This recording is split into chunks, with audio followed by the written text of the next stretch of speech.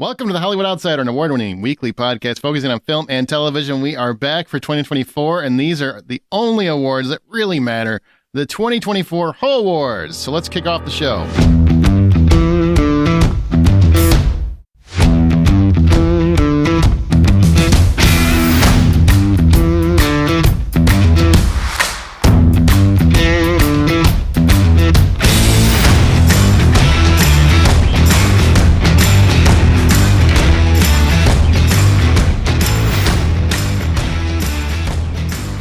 If you have not listened to our Ho Awards before, we do ours a bit different. No male or female, for example, just actor and supporting actor.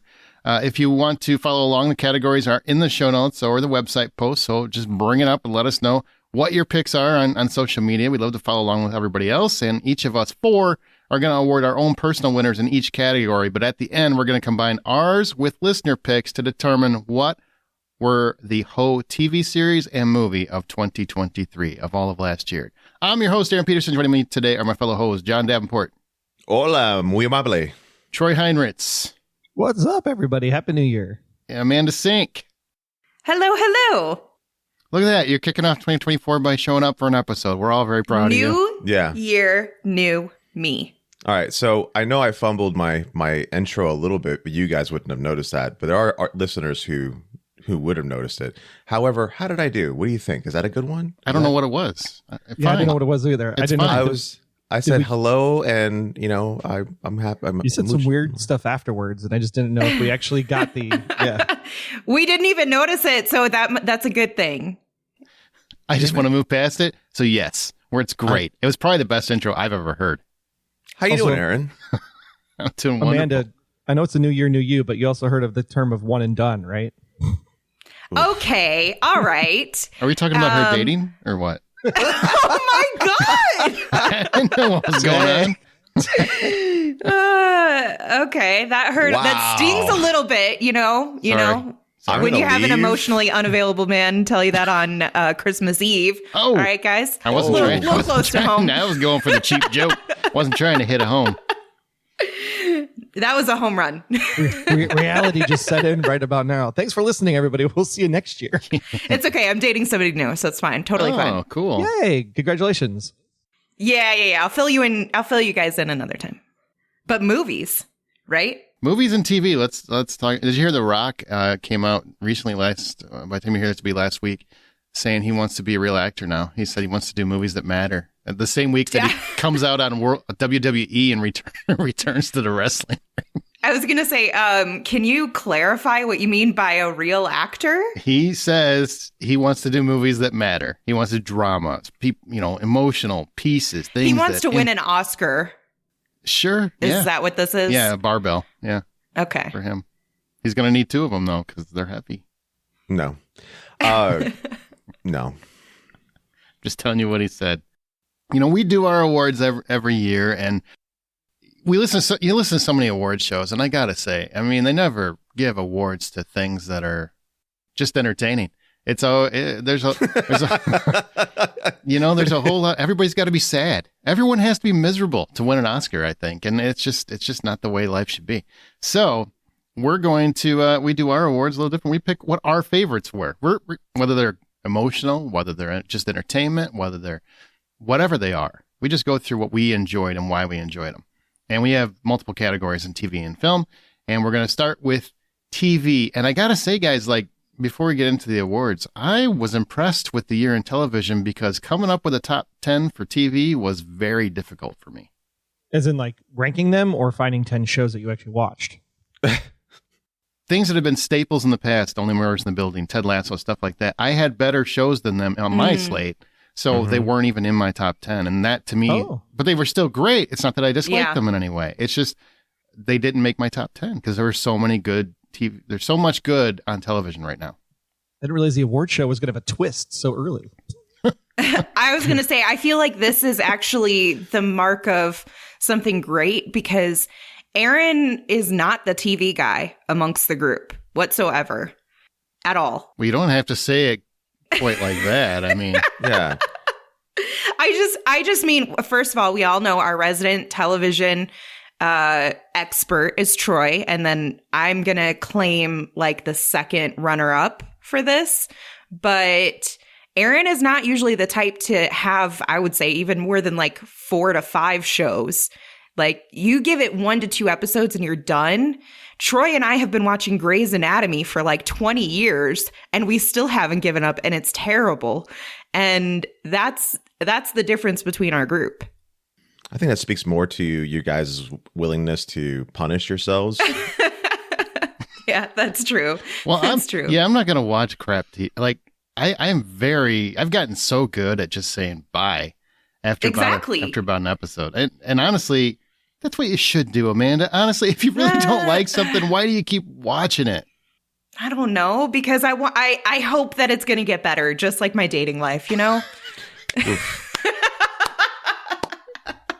I learned this lesson from Castle because I really wanted to love Castle so much, but after about the 3rd season or whenever it was, they got the two of them got together, the chemistry of the show just put me to sleep. And I was still putting it on, and then I would literally fall asleep. And after a while, I went, why am I watching this show just because I need good sleep? This is stupid.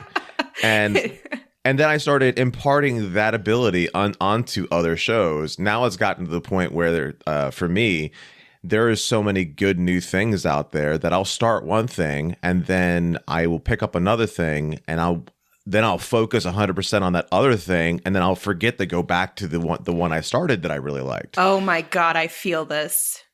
Yeah, I've done that. I don't want to say that that's a mark of what was more interesting or not more interesting. It's just whatever struck me right for that moment, and then reminding myself to go back and pick it up again was the issue. I found so many great new things this year that I'm sorry that I didn't pick up sooner, but also I have to apologize to apparently Apple because of all the shade that I continuously throw at them and their services and their products, because so many of my new favorite things are coming from Apple. Yeah, how about them apples? Jesus Christ. Can I go home now? That wasn't even worthy of me. Come on. I just finger gunned afterwards too, which made it like 5 times worse. You didn't see it. She was all... I'm laughing. I thought that was great. I think that's the thing, though. People don't understand about Apple, and I was a big proponent at the start. The problem that people are having in the streaming services today is that everybody overspent, and now they're trying to make these streaming services viable. Apple played the smart move and said, we're only going to publish something that's good. Except for defending. That's debatable. Except for defending Jacob. Hang on, Sparky. I will say I was just on Apple because I was watching Monarch last night. And so I looked at they have the top 15, right, for TV and film. Their TV slate is great. Yeah, there's a lot of good television on there. Their movie slate sucks ass. I mean, literally tastes like my ass. So if you go and actually... How do you know what your ass tastes like? Unfortunately experimented more than I'd like to talk about. It's also called Apple TV Plus, not Apple Movie Plus. That's fair, but they actually have movies on their top 15 from 2021. Like Palmer. Yeah, they do. Justin Timberlake's Palmer was in their top 15. That's like 2 years ago, and no one watched it. I don't understand why they can't. It's a little embarrassing. Right. Yeah. Well, and I wonder too if it's the algorithm of what's on the streaming service versus what's being watched on the device, because you could obviously watch your entire movie library on the device. No, it's the streaming service. It's the whole. That's how they do it. It's just they don't have many good movies or lasting movies, put it that way. Which is fine. I mean, I don't want to sit there and toot their horn too much, but it does seem like they're investing in a category of shows that not a lot of people are doing, and they're doing so in a way that is much more appealing to the genre fans, because a lot of the stuff that they have that's great is genre television, and they're doing it in a respectful, intelligent way, and they're not even afraid to spend the money on this genre television. Hey, I'm glad you like them. They're not in my top 3, but I mean, I'm glad they're in your top 3, and we're talking TV, and that's where they belong to be talked about. I mean, Right. You feel, John, that it's like an HBO replacement, like when HBO was in the heyday, right? I mean, not that they're not in their heyday, but I feel like HBO's content is probably going to shift now that, Zaslav and company are there Be to blow the reality place up. based. Yeah. I feel like Apple TV Plus is going to become what HBO used to be on that Sunday night viewing kind of experience. We'll see if we'll see if it actually gets there or not. I mean, HBO has been doing this for eons, so for them to suddenly fumble the ball on that one seems crazy, even with this new ownership, because they've gone through so many different owners over the years. So I don't know if that's going to be necessarily fair, but I will say that as far as what they're not producing numbers, they're producing quality, and that's what I hope the takeaway for other streaming services is. Well, let's kick off the awards. We've got our first category, and that is Best Special Effects and or Stunts for a TV Series. Now, remember, each of us gets to award our own winner in each category. We toll everything together at the end for the whole TV show and whole movie of the year, listeners, our own thoughts, etc. But what is your winner, Troy? You get to start this one off for Best Special Effects and or Stunts for a TV Series. Best special effects and stunts for TV series this year for me goes to Ahsoka. I thought that for a TV production, coming off of watching Andor and Obi-Wan, and it was all nice and pretty and polished, but there was just something extra about Ahsoka. There was this dark tendency to it that made the lightsabers then pop even more. Just seeing different experiences and venues and planets, and then the whole concept with the space whales and the hyper and the battle scene, like everything about Ahsoka just screamed like this should have been a movie rather than a TV show, because I thought it was really well done. Plus the way that they did the lightsabers specifically just made every lightsaber feel unique and special. Well, I will agree that I think Ahsoka is very good. And it should have been a movie. Yeah, I think that one should have been. So should Obi-Wan Kenobi. Obi-Wan should have definitely Obi-Wan been a movie. should have been a movie for sure. Ahsoka, I really enjoyed that show, and I could see that being a 2-part movie versus a show, because it could have used some trimming down, or it could have, if it was going to be a show this way, they could have capitalized on so much more of the opportunities they had ahead of them. But this is just about the effects, not about the show itself. Effects or stunts, correct? Yeah. Right. We combine for TV because there's, it's just a smaller dynamic. But Amanda, what about you? What's your pick for best special effects and or stunts? So mine is going to go to a show that is, I actually need to thank Aaron for forcing me to get into. I wanted to, I knew I needed to watch it. I just hadn't taken the time. And then I started barreling through the first season. And then I started barreling through the second season. And that's going to go to Reacher. Yeah. Yeah, dude, it is so cool. And the thing that I really like about their stunts is it feels like somebody's really getting hit in the face. It does, you know what I mean? Yeah. Like it really, really does. I feel like I'm watching legitimate fighters, in some of these moments. And Alan Richardson is like phenomenal. He's so cool. He's so badass. Well, if you remember in his interview with us, he was talking about how some of the stunt coordinators would be like, no, I really need you to do this. And he's like, what? I'm going to hurt you. He's like, no, you're not. Just go ahead and do this. I really would need you to thumb in my eye. Man. When he kicks somebody, he puts his full force into it. I mean, or at least in his face, because it looks like he is fully kicking the shit out of someone. It does. Yeah. It looks like, it reminds me of the stunt choreography from like John Wick movies, where it's just so engaging and it feels like a dance. Well, it does. Where John Wick poorly feels like dancing. He just smash dance, right? Smashing people's faces. Yeah. The Reacher version of it is what can a freaking kaiju do to you if it was just big enough to fit in the room? I don't know. I think he could handle even a big one. I think he could. What? Whoa. All right. That's Amanda. Alan, go ahead and give her a call. I'm sure she'll Alan, that conversation. Please. It is 8-1. Did you see those abs? He can give me a call too. John, what do you got for special effects or stunts? So mine for special effects is what I'm going to be focusing on is going to be season 2 of Invasion on Apple Plus. I know we had a whole conversation about this, but I just picked up the show. I barreled through the first season. I'm in and through the second season. And as far as television that is going to have great special effects, they're on different planets. They're in spaceships. They're different worlds entirely of everything you can think of under the sun as far as what they're creating, and it feels different and it feels tangible, and it does not feel like the amount of times that I felt like I was looking at a blue screen or a green screen or whatever screen they're using, plaid, I don't give a shit. But the amount of times I felt like I was looking at that was so minimal, and I tip my hat to them. I haven't seen that one. I'm really surprised you didn't pick Monarch, though, especially with your love for that kaiju world. But I was trying to be fair to the rest of the stuff. You do what you want. My pick for special effects and/or stunts is Warrior. There's nothing as much, and I love Reacher. Amanda just talked about it. I absolutely love Reacher. But when it comes to stunts, there's nothing on TV that compares to Warrior. The fight scenes are so elegantly choreographed. They feel like a real ass whooping, but also like a ballet. Andrew Koji and Joe Taslim in particular, those two are just wonderful fighters. They are just so talented. And every time I watch a fight, I feel bad for other people's faces.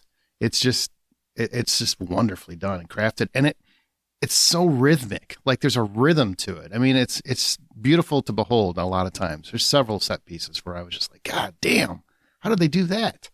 And then I realized I am not capable of doing things like that. My body said no. Yeah, those hips be breaking for you. Fair. Now let's take that and segue to best villain or badass. That can go either way. Toughest person in TV, basically. Or scariest. So for me, I went for somebody who initially maybe you don't think is such a bad person or such a villain, but especially because it's structured in a way that there is another quote unquote villain in the show. And this is in The Fall of the House of Usher. And the character that I'm going with is Madeline Usher, who's played by Mary McDonnell. And her character was just so, I mean, she really, when you look at it, is a villain. She's a villain in her life to the people that she cares about. She's great in some capacities, but like as you get to learn more about her, and I won't add anything that's like a spoiler for the show, but as you learn more about her, you realize, wow, there's a darkness here. It's wild. And she's so methodical. And she's so intentional and manipulative that she knows how to make a situation work for her. And to me, that reflects both villain and badass. Yeah, that character itself is quite entertaining. On both sides, actually, like the before and after. But Mary McDonnell she's a great actress who really never gets the credit she deserves. Yeah. So I'm going to go with badass in that case. And that's going to be Betty Gilpin's character in Mrs. Davis. She was so engaging, so much fun to watch in the show. And she's incredible as far as she's a nun that goes and hunts down. Her job is to go hunt down like fraud magicians and expose them. And then she gets tasked by this machine to go and find the Grail. I mean, everything about this whole story is nuts, and it's one of these things that I couldn't believe what I was watching, because it kind of thumbs its eye at the conventions of television story making, and but her character was incredible. That's a good one. I haven't seen that one because I saw Damon Lindelof's name and I instantly had PTSD and just couldn't do it. Well, I get it. She makes the show absolutely worth it. She's wonderful. I hope they never come back with another season of this, because this is definitely a great one and done show. Yeah. I might check it out if it's a one and done. He doesn't do good with long, drawn out. Let's see where this conclusion is going to go. Oh God, it went there. He's like that. Yeah, this one actually had a full ending, so I'd be surprised if it was more. The Leftovers is still critically acclaimed. I'm just saying, great ending. Not by that critic. I just couldn't get into it, man. I was like, I would have rather ate Leftovers. The Leftovers is a hard show to get into because the first season is so depressing, but because it's it sucks. So good when it finishes. That's why, just because it sucks. That's why I was just like, man, this is not good. Like I was not entertained. It seems like it would be. What year did The Leftovers come out in? What's that? What year did The Leftovers come out in? A few years ago. They had 3 seasons, right? 3 seasons. A lot of people loved it. Yeah, three short seasons. We're doing 2023 then, right? It's beautiful. I mean, it's Carrie Coon for the record. So Carrie Coon is awesome. I don't care. I don't care who did. It was boring. Hey, I'm glad you loved it. You know what? I got to reframe it. I did not enjoy it, but you had a wonderful time, and that's great. And you should keep spouting that positivity. That seems condescending a little bit. It is, totally. Toxic positivity. So moving on, my pick for best villain or badass is Andrew Koji. I already talked pretty much about him in Warrior. He's the star of Warrior, but he's also the guy who, because he's a star, gets in the most fights. And he is, like I said, a fantastic fighter. He's a bruiser. He also has a lot of heart and menace to him, to his character, to his performance, how he portrays it. You know, he's constantly right in line between two different worlds, and he's having to fight people he loves as well as people he loathes. And I really love his performance. And they kind of canceled the show this year after the third season. It's moving to Netflix early next year with the possibility of a renewal. I'm hoping it just blows up on Netflix, and all of you guys who haven't seen it, catch it there and drive it to a renewal, because it's a fantastic show. I love that show. I'll go with Scott Shepherd's David from The Last of Us in episode 8. If you played the video game, David was the creepiest freaking character you've ever seen, probably in a video game in a long time. And I think Scott Shepherd's did a really great job bringing out that David ickiness and leadership and vile when you saw it actually in the HBO production.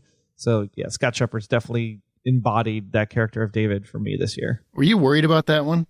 Since you were such a fan of the game? Well, I was worried about how it would come across, and would people like turn off the show because of how creepy David is. And then I was also worried about getting enough of the villainous pedophile ick off of his character. And then just when he was doing that whole scene, right, John, with when he's correcting that little girl and her dad had died and everything, and then they're serving up her dad for soup later on, and it was just like that whole moment when he's talking to her, let alone what he does to Ellie later on in the episode, that I just felt like, whoa, like I go take a shower. Yeah, no, So immediately good. When he's on the screen, he gives the creeps. He doesn't come off as a good person whatsoever. Even though he's trying to be one, you definitely go, oh, this is going to be a problem. And it turns like, and as somebody who didn't play the game and I didn't know who he was, I just was able to go in blindly and just get my feelings off of him from what they were doing on the screen and not from my knowledge. And it came across immediately that he's a nightmare. All right, we're moving in a couple acting category. Best supporting actor across all of television, male and female. Who's the best actor? Supporting actor. I had to give this to Ben Mendelsohn from Secret Invasion because the Really? reason why, and the reason why is because anytime he was on the screen, that show suddenly was like 10 times better than it was. It wasn't a high bar to get over, though. No, it really wasn't. But I enjoyed it so much that he was the only thing that I remembered from that show. And I think, you know what, man, you get it, because that show otherwise was a disappointment, not a lot of fun to watch until you were on screen. He deserves it. All right. This is weird because I don't know how to talk about this, because the reason why this person gets the award is because of how well masked he is throughout the course of the production. But Tim Robbins in Silo, like just the way he plays that character and how the character evolves throughout the show and what you understand him to be doing and yet not understand him to be doing, that back and forth of his character, I feel just really gets to a point where you get to the end and you're kind of like, oh. Yeah, he's a surprise. He was a good surprise in that show, and you bought into him. Whatever it was he was selling, you were buying it. Even though there's a part of you going, I shouldn't be buying this right now. He delivers it so well. You go, I'm buying it. Whatever it is he's selling, I'm going to take home with me. I know it's going to poison me. I know it's going to mess me up later, but I'm okay with that. Yeah, and we always talk about like the best roles are the ones where, and really when he comes to, and he's not really a villain in the show, but he's kind of portrayed as the antagonist. It's just a matter of his ability to sit there on screen and sell, like John was saying, sell you that he's doing the right thing. He believes so heavily in the thing that he is doing that he'll do anything to protect it. Yet at the same time, he's also conniving and backstabbing and trying to get his rank up as the political power grows as the Silo thing happens and falls apart as far as the governmental structures. And it was just fascinating to watch him watch that and go like, wow, Tim Robbins has still got it even to this day. It's one of those things where you watch Tim Robbins right now and you're like, wow, I feel like he's been so underutilized in the last 20 years for him to be able to pull this role off the way he did. I can see him in so many other things that he could possibly elevate to a higher level that it is. Even take genre television or genre movies, you throw him in and he could possibly be the best villain in something that you've ever seen in Marvel, if he was ever inclined to do such a thing. So he's underutilized entirely. He's a wonderful actor. I mean, you go look at the difference between Shawshank and Arlington Road. Just that alone. I mean, that's so polar opposite in terms of characters. And then High Fidelity. Yeah, he's a very talented actor. Mystic River, right? Amanda, what about you? Best supporting actor. So for me, I'm going to go with Bella Ramsey from The Last of Us. She's a great addition to the show itself. And I feel like Pedro Pascal obviously takes everything for me. Like there's no if, ands, or buts that he is the reason that show is phenomenal as it turned out to be. Mm-hmm. But she and him had such great chemistry, and her character had range. She could make you feel angry with her. She could make you feel sad with her. She can make you feel happy with her. And I felt like I was investing in her world to a point that I just didn't expect it. She was just great. Yeah, I mean, you could make the case she's a co-lead, but you could. On the same token, I every time I thought back on that show, because I thought about her too, and I'm like, yeah, I do think of Pedro pretty much most of the time. And I played the game too. So, I mean, I get the whole storyline, but Pedro is definitely the star of this particular season anyway. Yeah, definitely. And I know that they did put her in for nominations as a lead actress. But for me, kind of what made that differentiating factor was that a lot of the award shows outside of the Hollywood Outsider do it where they separate gender. We do not. So for me, if we're not separating and we're looking at the cast as a whole, Pedro is the lead and she supports his character. I know that her story is integral to his story, but it's more so about his journey, and she happens to be part of it. It's fair. I think that's fair. My pick is, look, and I know some people are like, what? Because there are so many wonderful performances out there this season, but I'll explain. My choice is Maria Sten from Reacher. She plays Neely. And you also have to have, I think, some investment in the character itself, the books itself. Because on the page, Neely is kind of the person that shows up once in a while to help Jack out. I think she's only been in like 5 or 6 books. But here she's in every episode of this season. She was in a bunch of episodes last season. I just think she makes that show better. And I love the character of Jack Reacher. I really believe in keeping the structure similar to how the books work, where he just drops into a town and things happen. I don't want anything personal.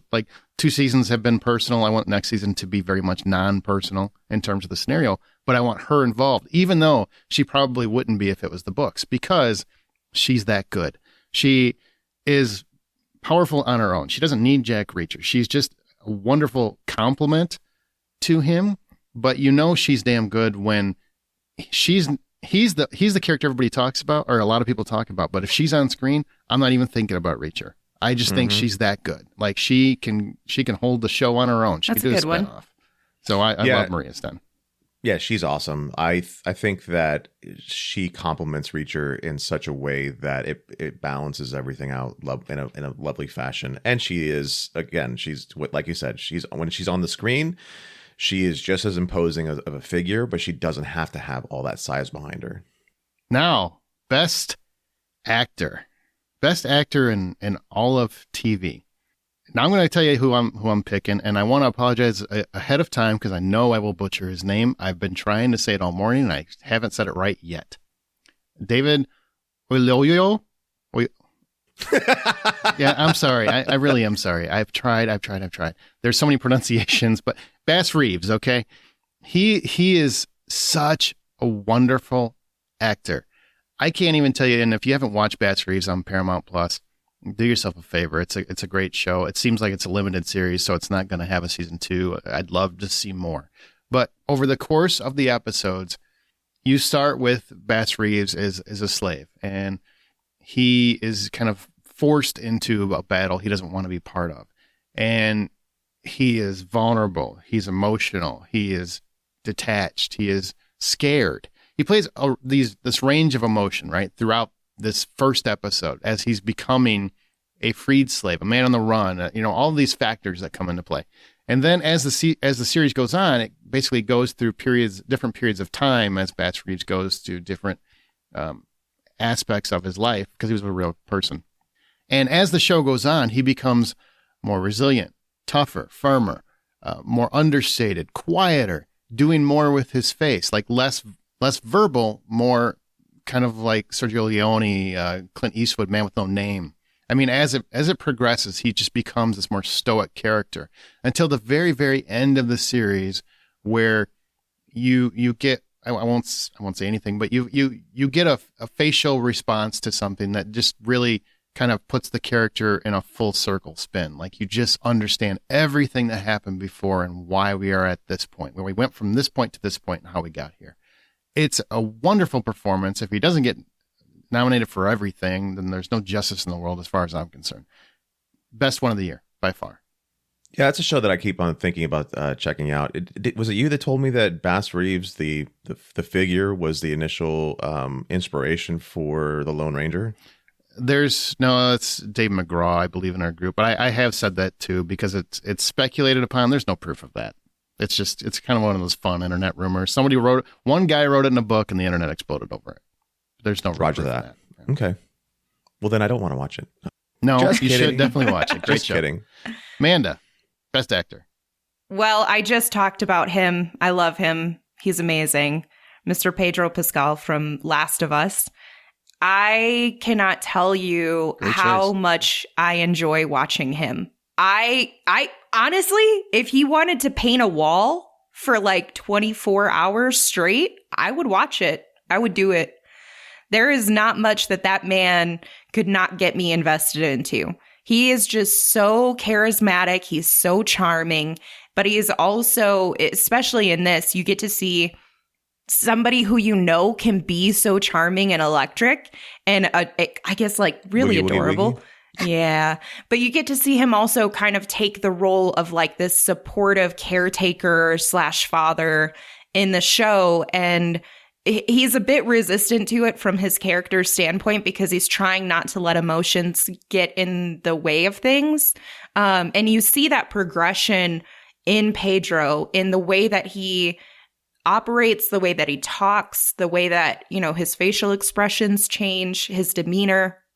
I just feel like there's so much intentionality in everything that he does, and it comes across for me. And I just love him so much. I adore him. Well, I think that just goes with saying that we just keep rolling with that train because this is the guy.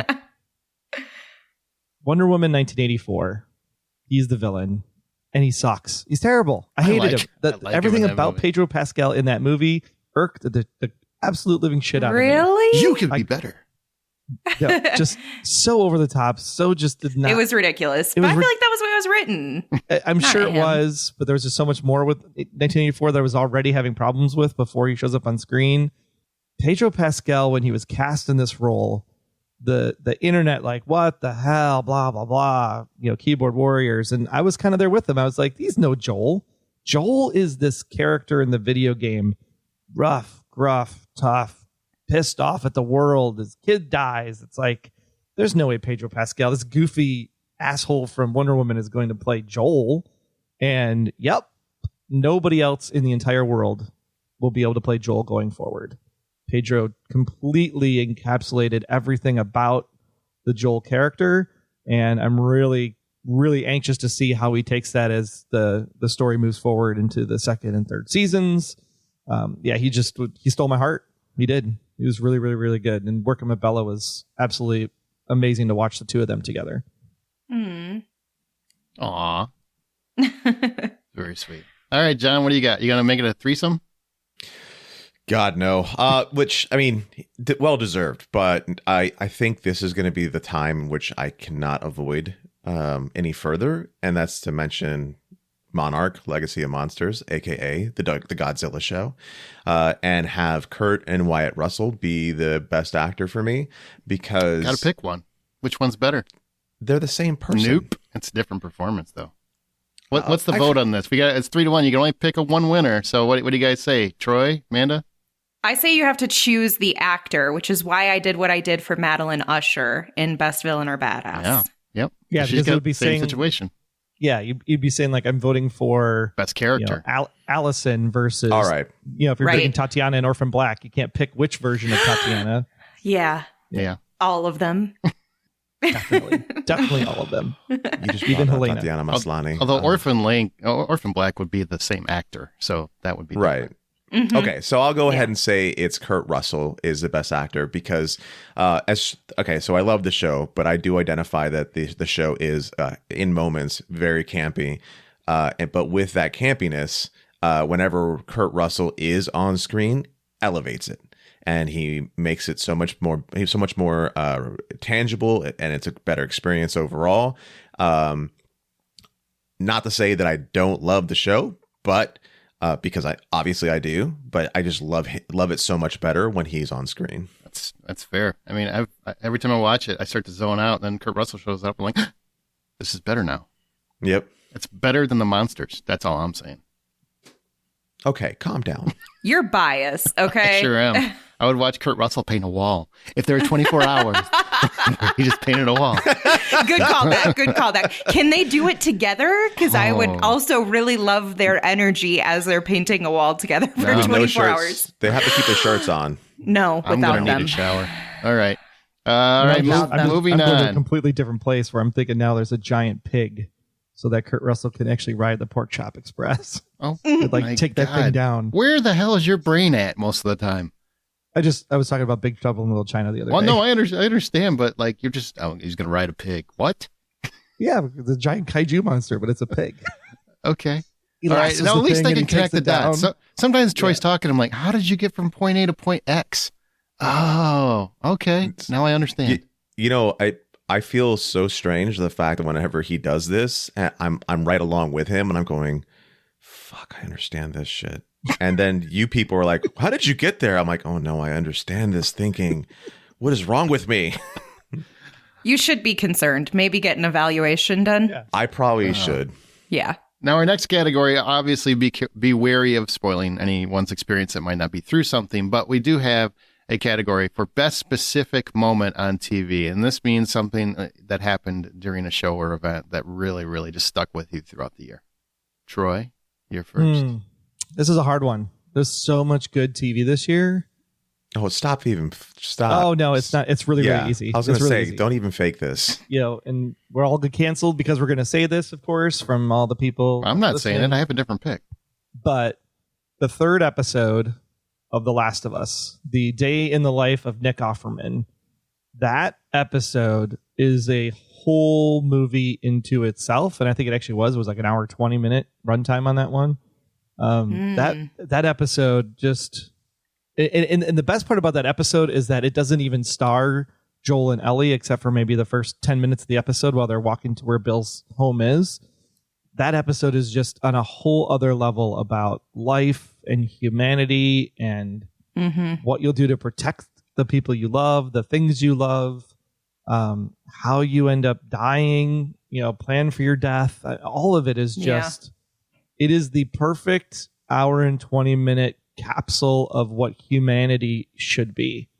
And if you don't walk away from that episode changed, altered, shifted in some way, like you have to not be human at that point. All right. I don't think I was changed, altered, or shifted, but I still feel like I'm pretty human. I liked it a lot. Is that okay? What did he say? Because I tuned him out halfway through all that. I know. Wow. Especially because that story in that third episode was not in the game except for one piece of paper, a small note that was written that was also very subjective, and they built an entire world from that one piece of paper. It's probably the biggest risk they took in terms of translating the game, because it has nothing to do with the game whatsoever. My pick is the rave scene in The Fall of the House of Usher, episode 2. It was the holy shit moment of the year for me. I won't go into it too much because I'm sure plenty of you have not seen it yet. It's a great series. Like The Fall of the House of Usher is a great series. It really, really tackles a lot of Edgar Allan Poe love. It's well constructed. It's well put together. But episode 2 is there's just a scene where they're at a rave and things go sideways. And the whole episode, I'm waiting to see how this is going to play out. I'm trying to put two pieces in my head. I think I have it figured out. I'm like, well, this has got to happen. This has got to happen. And then it happens. And I'm like, didn't have all that in my head. Nope. Holy shit. So that's my pick. That's a really good call. You know, I still haven't watched that. Oh, you missed out what on is some wrong great TV. with you? Yeah, I don't Seriously. know, man. I love all of his shows. I didn't give myself time to watch that one. So I'm going to have to echo Troy's pick. And that's why I was giving him a hard time for even pretending that it wasn't his pick, because I loved that third episode of The Last of Us. It was beautiful storytelling, emotionally captured an entire world upon itself, and it was a huge risk that they took that paid off absolutely. If people tell me, well, I don't have the patience for another zombie show, I will tell them, that's great, just watch that one episode and you'll get everything you want out of that one episode, as far as great storytelling. So that's my pick. I've kind of been tossing in my head back and forth about changing my mind to agree with you guys, but I am not going to, just because I want to go with what originally came to my mind. And I did consider Aaron's pick. And then there is a different moment in the show that I thought was even more surprising to me, I guess. And I'm going to try to be very coy about it so I don't give any spoilers for anyone who hasn't watched The Fall of the House of Usher. I don't know what this is. Okay. This is the moment where there's a particular injury that occurs using a mirror that breaks. Yeah. Oh, man, that got me too. Yeah, that was a good one. And it's also just the production of it. It was so phenomenally done. And this is not to take away from The Rave at all, because The Rave is I remember when I first watched that, and I don't think you guys had seen it because I was screening it yet. Mm-hmm. And I just remember saying, like, wait till you get to this episode. It is bonkers. And I gasped in the rave scene. So I don't want to take away from that. But there was something about the production of this other scene that really took me by storm. It was a very small moment, but it was so well done, well executed. They really amp up the tension as it builds to that mirror. Mm-hmm. Yeah, they do. Yeah. And that's really not giving anything away, because she didn't even say which episode it's in. So, yeah. Mm-hmm. Trying to be vague. All right. Well, our next award is the Justin McCumber Award. This is a special award. Justin McCumber is our former host of The Hollywood Outsider, and he brought along a very, very little seen or understood movie and really contributed to the success of that film, even according to its film's director. It was called Coherence. I even had the director on here. You have to dig through the vault to find that episode. But that's why we named it the Justin McCumber Award. This is our personal picks for a little seen or discussed TV series that just completely won you over and you wish more people find it in the new year. Amanda, what's your pick? So mine is one that I think it got a lot of marketing initially, but I have not heard many people talk about it. And that is a show called Swarm.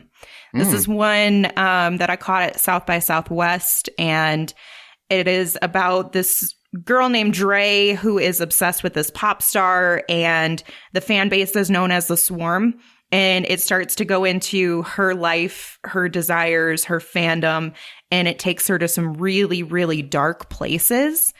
I just remember being completely shooketh at the show. Dominique Fishburne, I think is the actress's name. She's phenomenal Oh my God. But there's so many really, like when I first watched the show in the beginning, first episode pilot, I'm thinking, okay, where's this going to go? Like, am I going to be interested in about this? I don't know, basically Swiftie is the equivalent of what I would say it's like. And then it starts to go down a very, very dark horror road. And I realized, wow, I had no idea what I was signing up for. No idea. And I won't give anything more away, but I will say that there's some really interesting choices, creative choices made in that. And I was just blown away. It was something very unique and different. That's cool. John? So for me, this is where I'm going to go ahead and throw in the light viewing, as far as no heavy lifting required for a show. And it's a little show called Ghosts on Paramount, I believe. And it's actually a American remake of a British show. And it's got this great little cast. It's this great little experience to it. I wish more people would sit down and watch it because it is a fun, light show to watch. So that's why I'm picking it. All right. Mine's going to be Wilderness. Stars Jenna Coleman. She plays Liv. She's this young woman. She's married to Will. Everything seems perfect. Then she learns that Will had an affair. Oh, no. And then she finds out Will, it seems, has been manipulating her and refuses to let her go. Oh, no. So she decides to plot to murder Will during a trip to see America's national parks. And then things keep escalating. It's on Prime. I really enjoyed it. This is like Lifetime TV to me, but I really enjoyed it. I thought it was well done and very, very interesting. Jenna Coleman is great as Liv, and it just keeps escalating. And they actually got the rights to a Taylor Swift song, if you can believe it, which she never gives them the rights to. But the theme song for the show is actually Look What You Made Me Do or whatever. So, yeah. Look at you little Swiftie. I know, right? I'm a Swiftie now. I love it. I love this. This is amazing. It's just for 2023. It's over now. It's 2024. No. Yep. Moved on. Just wait till the next Taylor's version No, album re-release. I'm a Megan Thee Stallion guy now. Sorry. Right. Not Lil Cool J. Just 2023 remixed. For mine, it's going to be Apple TV Plus, since not many people have that. So clearly very little seen. It's called Strange Planet. And Strange Planet is in that kind of genre of, if you're a fan of like Black Mirror or Love, Death, and Robots, where it's just a little bit quirky and looks at human life in a different way. Strange Planet is actually a webtoon series turned into TV series about some little blue blobs that talk in a vocabulary that is not like our own. They basically go through life as human beings, but as these aliens, and they ascribe things that humans would do, but in their own kind of way. So they talk about things like tiny snacks, right, instead of things of that nature. Or they'll talk about, instead of talking about teeth, they're called mouth stones. And instead of coffee, it's jitter liquid. And confetti is tiny trash. So they just, the way that they describe how they're experiencing human things as these aliens on our planet, it's just endearing to think about. What I get out of it anyway is the view of humanity through a different lens. And it really kind of makes you kind of think about, oh, what if I looked at life a little bit differently as well, like these little blue blobs do. Some of the challenges with the show are that, like, sometimes it tries to be really funny and sometimes it tries to be really serious. So when they do that in the same episode, the episode doesn't work as well. But if they stay all funny or all serious, the episodes are hysterical. That one's over on Apple TV Plus and came out this past summer. All right. So biggest surprise. What was your biggest surprise? And that can mean whatever you want it to mean. Just your biggest surprise in TV. I'm going to go with Foundation. It's not something which is on Apple TV Plus. You're welcome, Troy. I'm plugging your thing the proper way, I guess. The show is not something I would normally want to watch. I gave it a try because it is a genre show, and I was already on the app at the moment because I had just finished up my entire viewing of Ted Lasso. So I was like, I'll give this a shot because it does feel a little pretentious when you look at it. It feels a little over the top. It's got Lee Pace in it. And I didn't think it was going to be something that would really stick with me. But as I kept watching, it kept on proving me wrong every single time. And that's, I'm touting Apple TV Plus for multiple things, and I hate them for it. That's totally fair. We'll go with the Apple TV Plus train one more time. Did you guys get like a check or anything? Like every time we say it. Yeah. Every time we say it. Just checking. Secretly, Arjan and I actually moved in. That's why we watched most of the same stuff this year. You guys are roomies with a little bromance. That's cute. Adorable. We have the Chandler and Joey chairs right next to each other. And 100%. That's so cute. Mine was Silo. I did not know what this show was going to be about. I saw Rebecca Ferguson. I saw Tim Robbins. I saw the tile because I was already in Apple TV watching Invasion. And I just started the first episode. And by the end of the second episode, or really by the end of the first episode, I was like, I'll watch the second episode. By the end of the second episode, I was like, this show's bonkers. Like, where is this going to go?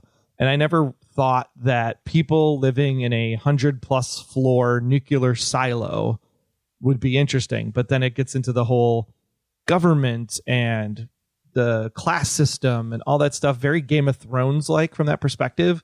But instead of over an entire, world, it's literally just in this one elevator shaft, pretty much. And it's just fascinating how they're able to build an entire society in this one place. And then when you see how it plays out at the end, you're just like, holy shit, I think was the expression I had at the end. And then can't wait for season 2. It's going to be so good. Amanda?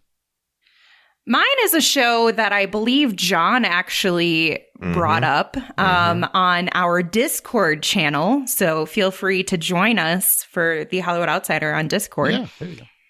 So the show is called School Spirits. This is 1000% up my alley. John was completely correct on that. Yeah. It's definitely up your alley. Yeah.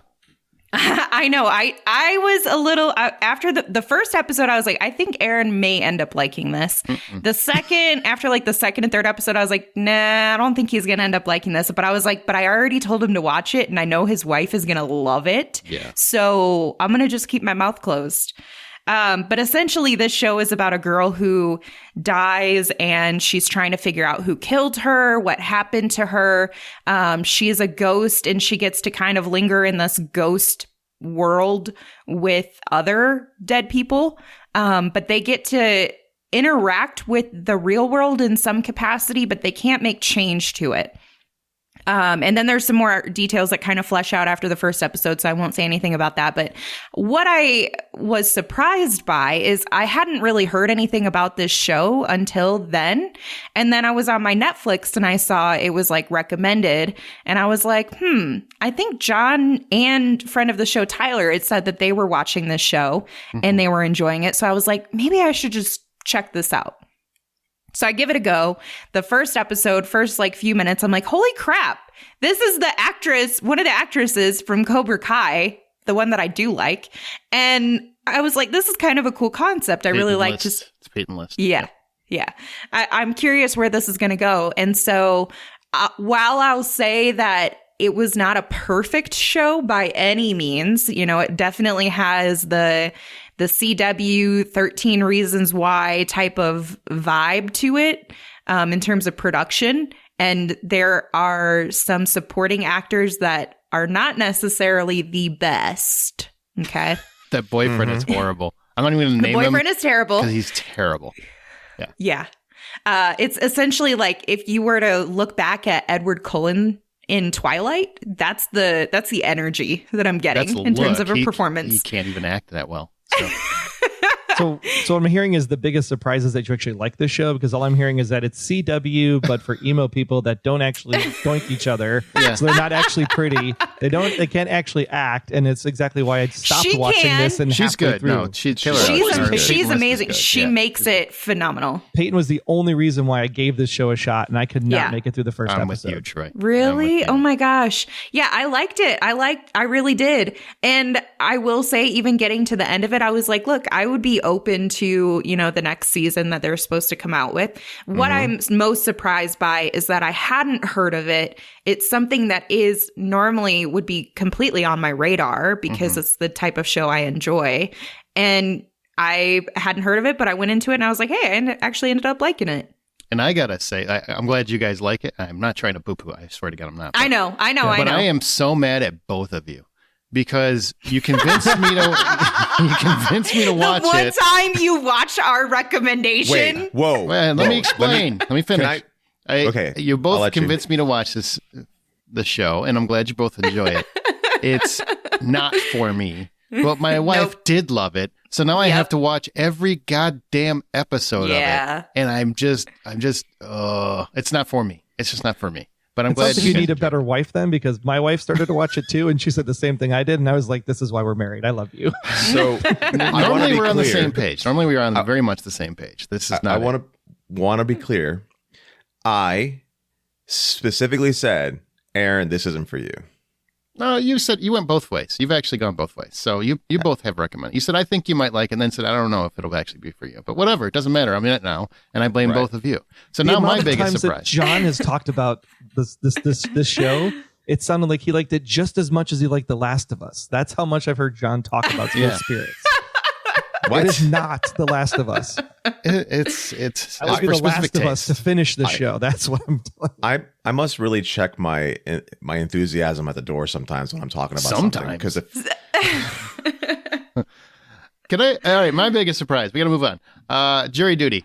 I don't like anything about that on any normal level. So many people were recommending go watch Jury Duty, and if you don't know what it is, it's basically a show on Prime or Freevee on Prime, whatever it is. It's on Prime. That has a bunch of everyone's an actor except one dude, and that one dude is going through an entire jury process while things just get wackier and more bonkers, and it becomes almost like Night Court in many respects. But they try to keep it like it's a real judicial process, and he thinks it is until the end. I enjoyed every single episode. I can't even stress how much I hate reality TV. There's nothing about reality TV I enjoy because I know for a fact it's not reality. This was really clever, really entertaining, and I just really, really enjoyed the hell out of it. So that was my biggest surprise by far. Now, it's time for our top 10. Now, everybody has their top 10. It can be a regular series or limited series. Just had to have at least 3 new episodes in 2023. What is your top 10? Do them all at your turn. Try not to elaborate too much because we don't want to spend 45 minutes on this. But please tell us what your top 10 list is. All right. So going in order from 10 to 1, we've got Swarm, which I talked about a little bit already. Jury Duty, which we've talked about. Poker Face, which we haven't really chatted about, but it's a fun show if you haven't checked it out. Love Poker Face. School Spirits, don't judge me. I enjoyed it. It takes a lot of my energy these days. No. I just want to say it takes a lot of my energy these days to not just to actually sit through an entire show right now. I don't know why. And it captured my attention enough. The next season of Legend of Vox Machina. Reacher. Freaking loved it. Yay. Okay. Love and Death. My girl, Elizabeth Olsen. Queen Charlotte, A Bridgerton Story. What? Wait. Wait. Really? Yeah, it was great. It really was. There was a lot of touching moments. They had a really fascinating way of kind of doing this prequel story and tying in strings to the Bridgerton show. But also giving us it felt very much like a spin-off. Very much so. Okay. Even though I knew it was completely connected to the existing world, it just took place many years ago. So then I have Last of Us. And my number 1 was Fall of the House of Usher. Oh, number 1. Wow. Loved it. That's awesome. Glad you enjoyed it. Wait for Mike Flanagan to leave on top, right? Right? All right. So my top 10 from 10 to 1. Number 10 is A Murder at the End of the World. It's on Hulu and FX, but it's on Hulu if you want to stream it. It's 7 episodes. It's Gen Z Sherlock Holmes, right up my alley. It's really intelligent. I mean, basically, there's an AI device that's used as Watson. I can't recommend it enough. And I've been wanting to watch it and all fall, but I had just finally got over it over Christmas break. And I'm so glad I did because it's great. Justified City Primeval. should honestly be way higher on my list. So that's actually a disappointing placement because Justified's one of my favorite shows. This wasn't even in my top 5, but it's still good. It just wasn't as good as the original Justified. Number 8 is Gen V. If you haven't seen it, it's a spinoff from The Boys. Shocked how much I enjoyed that. Absolutely shocked because I didn't even want to watch it. And then I did, and I couldn't stop watching it. It's a really good show. Next up, we've got The Fall of the House of Usher.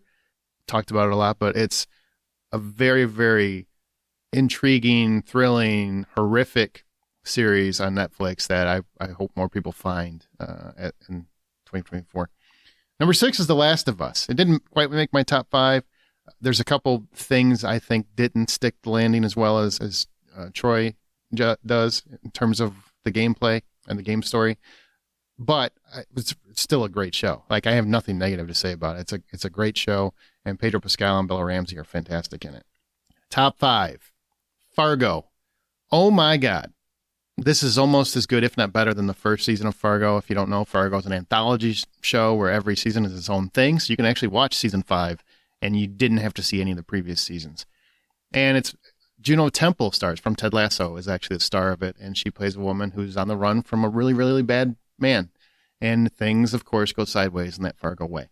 It's a great season, and Juno Temple is on another level. She was so close to be my pick for top actor. She just does such a fantastic job. And John Hamm, also great job as a villain. Joe Carey from Stranger Things is in this show too, by the way, and he's playing really against type and does a really good job as a villainous-esque character. Number 4 is Bass Reeves, which I've already talked about ad nauseum, but I can't recommend that show enough. I really, really can't. Now, my top 3, Poker Face. Amanda talked about it briefly. Natasha Lyonne as a Columbo for the modern age, where she basically just goes from town to town solving crimes. Every episode is a different crime. It's from Rian Johnson, who did, Glass Onion and Knives Out. Wonderful mysteries, wonderful performances. They go in many different directions. It isn't cut and paste like a lot of, Monk episodes and stuff like that. It's its own thing, and it really reinvents the detective show. And yeah, Natasha Lyonne is just so good. I love her so much. Man, she's so fun to watch too, isn't she? Yeah, she has, oh my God, just her, I hate to use this, but her vibe, man, it's vibing. Okay. Okay. There's just something about her. Okay, millennial. All right, next up is Warrior season 3. It might have been the last season. It does end to where you can be comfortable of how it ends, but it's still a wonderful show. Now, the first 2 seasons were on Cinemax, so they were a little bit raunchier, a little naughtier in terms of the sexy department. But the 3rd season, I thought, was actually an improvement. It was better. They toned some of the sex and nudity down and kind of amped up the actual mythology and the world building and what was going on. And I just love the show, man. It's more than just ass kicking, too. The characters are intriguing and fun, and you're rooting for different avenues to succeed. It's just so good. But my number 1, it's not going to surprise many people, but Reacher season 2, I think it's better than season 1. Shocker. Yeah. Well, kiss my ass. Alan Ritchson, the only reason he doesn't get best actor from me is just because David was so good as Bass Reeves. But he is fantastic as Jack Reacher. He has really taken that character off the page and made it a reality. And for book readers, it's phenomenal because we've always wanted this to be realized. And finally, we have a character that can do that. And this season is the best of the 2.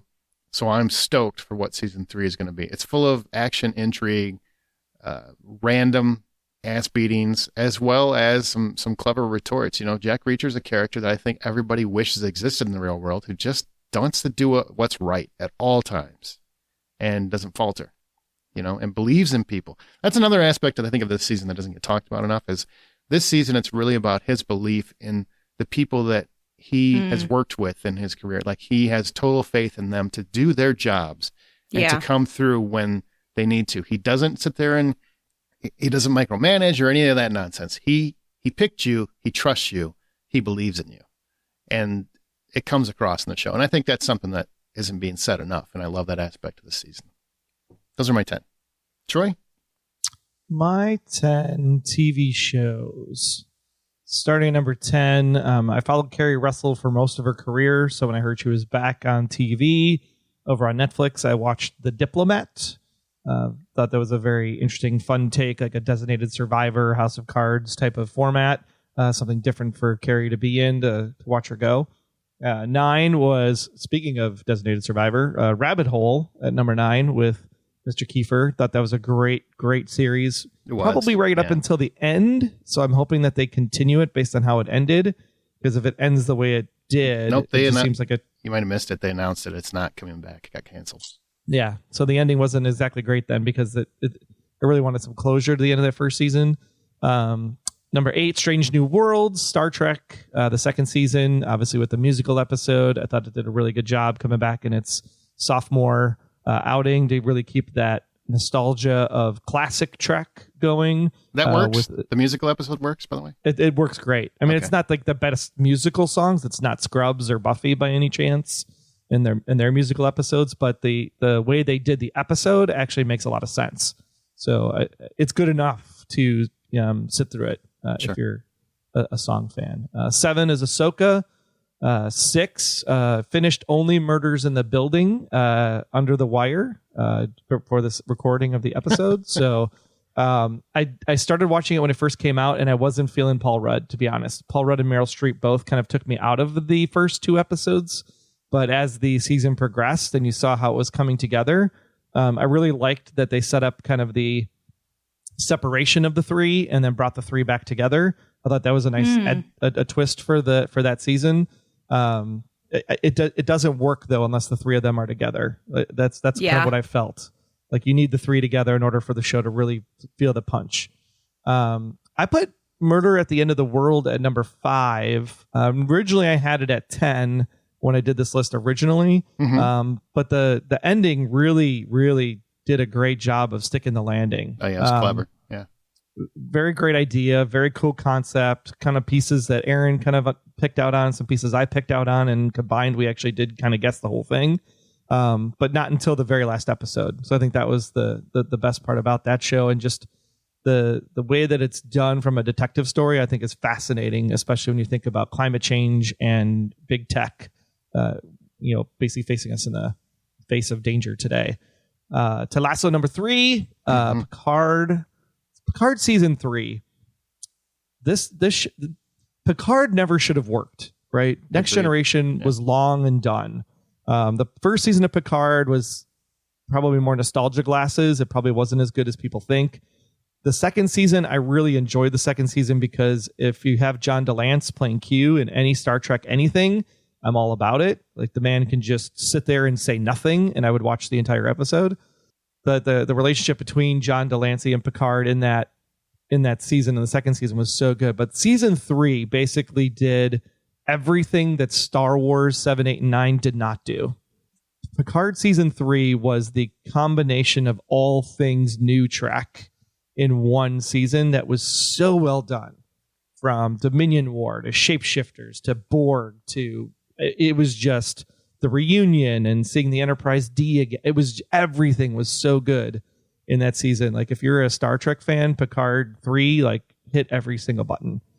I put Last of Us at number 2 because it's a video game adaptation and not an original thing, which I suppose doesn't go with logic because number 1 is actually a book series adapted for TV. But I think Silo was just a surprise at how well it was executed, that every episode was just, the first episode was something, and the second episode was something different, and the third episode was something different, and then the fourth episode was government, and the fifth episode was race.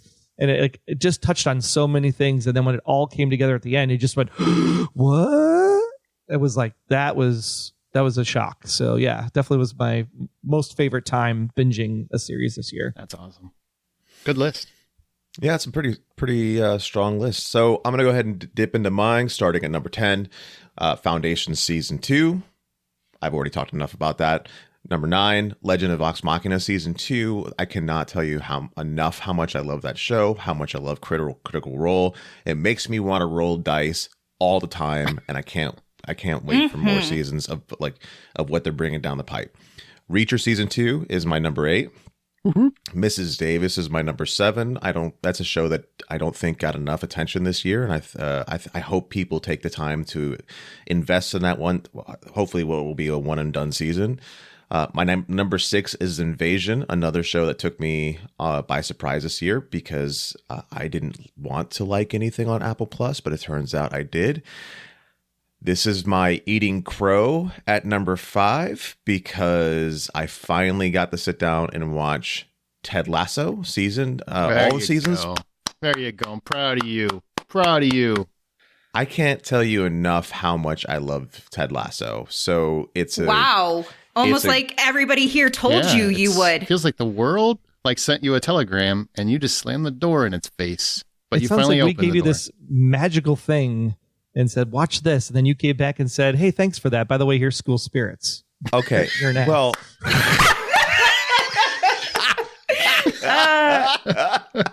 you're not wrong. You're not wrong. I love how he took a drink of water after he did that. He's so proud of himself. I'm surprised he didn't drop his mic. Right.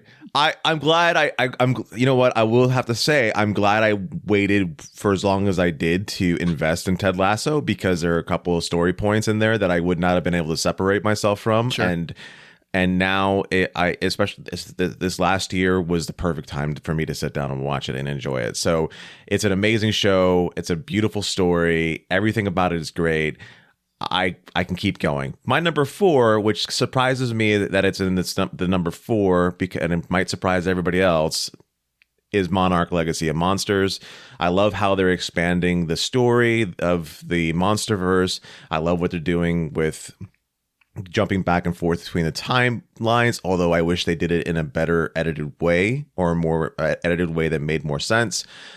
Overall, great show. Yeah, for people that have never listened before, in case you didn't know, because I guess we make an assumption and we shouldn't do that. John is a really, really crazy Godzilla fan. There you go. I filled in the blank. Go ahead. Yeah, right. Just in case. I'm sorry if you're brand new to the show and this is the episode in which you discovered us in.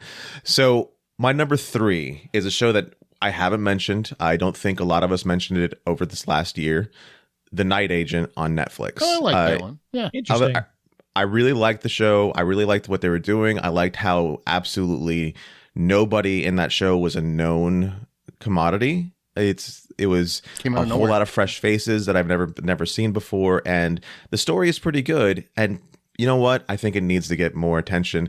What I was surprised it was a huge to hear, hit. It was a huge hit. It's very 24 in how it's executed. Yeah, it really was. What I was surprised to hear is that it was Netflix's number 3 show for the year. It's huge. Yeah. Yeah. So that's great. Last of Us season 1 is my number 2, and my number 1 is Silo. And I think Troy said all the words on that one. All right. Good lists, everybody. Good choices. Well, there's a lot of TV that people probably haven't even heard of, honestly. But we did poll our listeners in our Facebook group, The Hollywood Outsider, which you can always find on Facebook. We put polls out for movies and TV. So we have the top 5 from the listener poll. Number 5 was The Bear, which nobody talked about. So I guess we don't love it as much as listeners do. So congratulations to The Bear. Number 4 is Only Murders in the Building. Still a great show. Just shy of my top 10. Number 3 is Last of Us. Number 2 is Reacher, which is about one spot too low as far as I'm concerned. And number 1, not really a big surprise, but Ted Lasso. Ted Lasso is the number 1 show for listeners for 2024. Not surprised whatsoever. I was surprised it missed my top 10 because I love Ted Lasso. I did not love necessarily how they stuck the landing in a couple aspects, but yeah, very good show.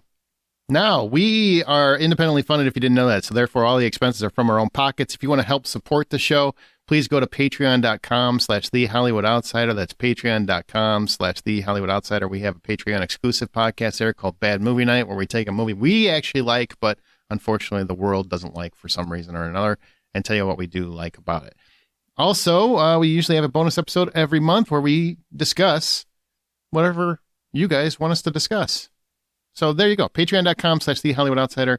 And also you will get early access to our spinoff show inspired by a true story, which is in your podcast feeds now. Now we're going to head over to movies.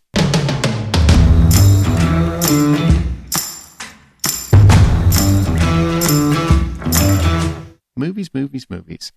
It's time to look at movies, and this includes video on demand, anything that was on streaming. As long as the movie was released in 2023, it counts toward these categories. Is everyone ready for the movies? I feel like we talked a lot on our wrap-up of the year episode about the movie experience, theaters, and whatnot. But is there anything you want to say about the movies last year? Anyone felt good about it?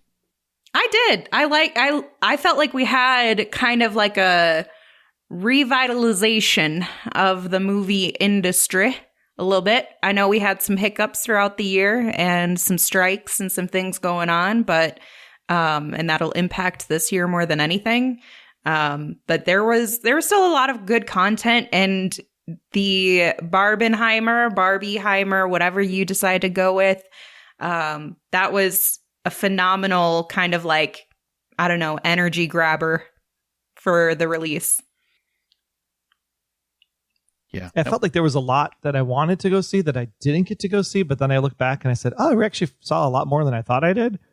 But I think it was a fun year at the movies, I think, is the key, right? It felt like even though we had the Guardians and the Ant-Man, it didn't feel so Marvel DC centric. Yet, even though there were those movies there, I felt like other movies got a chance to shine for a change. Because nobody went to those movies based on the box office. True. Yeah, I felt there was a lot of good diversification this year, even from the indie films and from A24. I thought there was just a lot of variety that we haven't seen in a while. Absolutely. All right, well, let's start with our first category, which is the best use of a worn-out movie cliche or a plot, which kind of means reinvented something that's gone stale. Yeah, my first one, I was surprised at how much I liked this movie, and it wasn't so much for what's in the movie, because that's why people will be like, well, that's of course why you like it. But I really enjoyed No Hard Feelings with Jennifer Lawrence. I thought that movie had a lot of really great heart to it, in the concept that they were trying to turn this, geek guy around who's going off to college, hasn't been with a girl, and the whole premise behind how Jennifer Lawrence comes in to try to date him and everything. So that turned the dork into a cool guy cliche. That really struck me for this award specifically, because I really thought at the end it was a really sweet movie when it gets down to the end of it. Really enjoyed the flick. I love the chemistry between the two leads. It was just a lot of fun for a rom-com type situation. So for you, reinventing the R-rated, the raunchy rom-com, basically? You got it. R-rated rom-com? Yep. Good. And I'm glad you picked that one over anyone but you. I don't even know if you saw that one yet or not, because I think No Hard Feelings is better than that one. It was a cute movie. That's good to know, because I was going to watch that one and now I might not. No, it's worth a watch, but it's just No Hard Feelings was better. Okay. You're a little biased, though. Yeah. With your Jennifer Lawrence. Yeah. Did I tell you I woke up today and I think I did tell you guys that. And on Facebook, I had about 25 different likes from someone on Facebook named Jennifer Lawrence. I'm like, oh, I'm sure it's probably her, right? Yeah, using her picture, no less. Yes, of course. All right. So, Amanda, go ahead.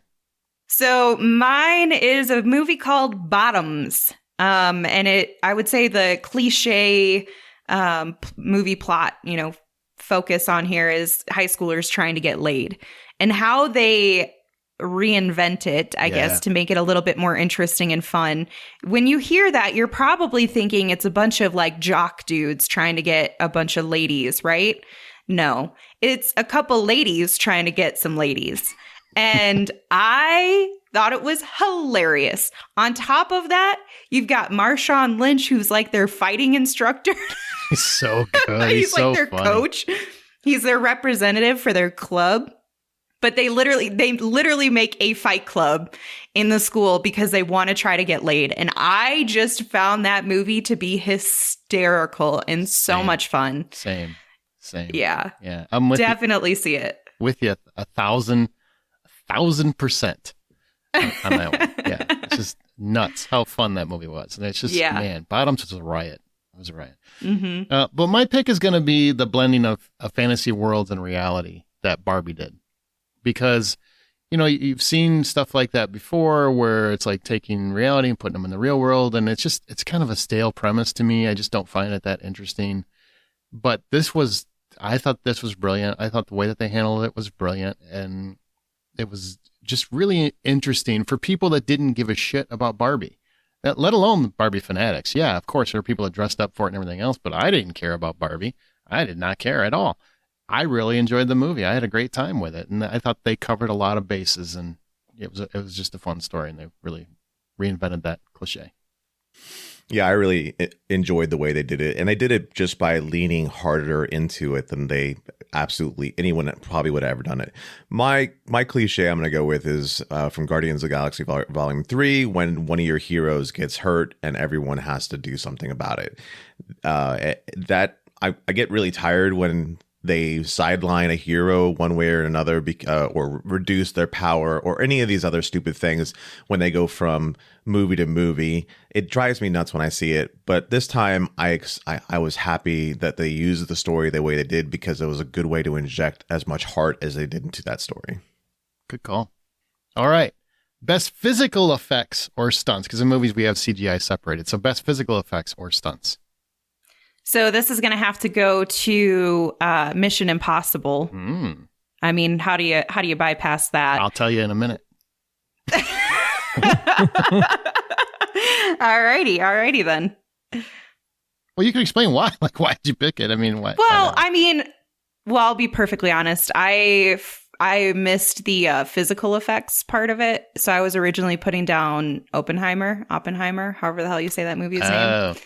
Yeah, and then I was like, that doesn't fit. That doesn't count. So, I started with Mission Impossible, and then I was like, wait a second. Oppenheimer was amazing. I should probably put that in there. And then you were like, physical, not graphics. And I was like, ooh, shit. Okay, back to the OG. So Mission Impossible. You know what? It's the same thing I've always said about Mr. Cruzy and his movies. They're fun. He does know how to have fun with stunts and the stunt choreography. And it does, obviously a lot of it is very real. So hard to not give him the appreciation for stunts that he deserves. It's all real. 1,000%. I'm just going to keep saying 1,000% because it's mathematically impossible.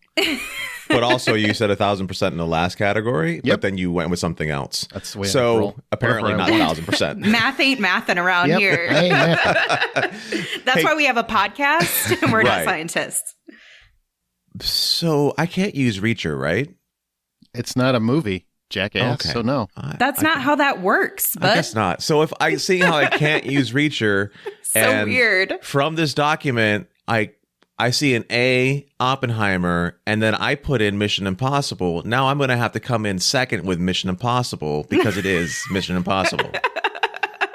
So what you're telling us is you're the only one who read this question appropriately? Yes. Yeah, other than Aaron because he wrote it. Aaron had it correct. Yeah. You wrote it. It's easy when you make it. I don't think it's hard to read.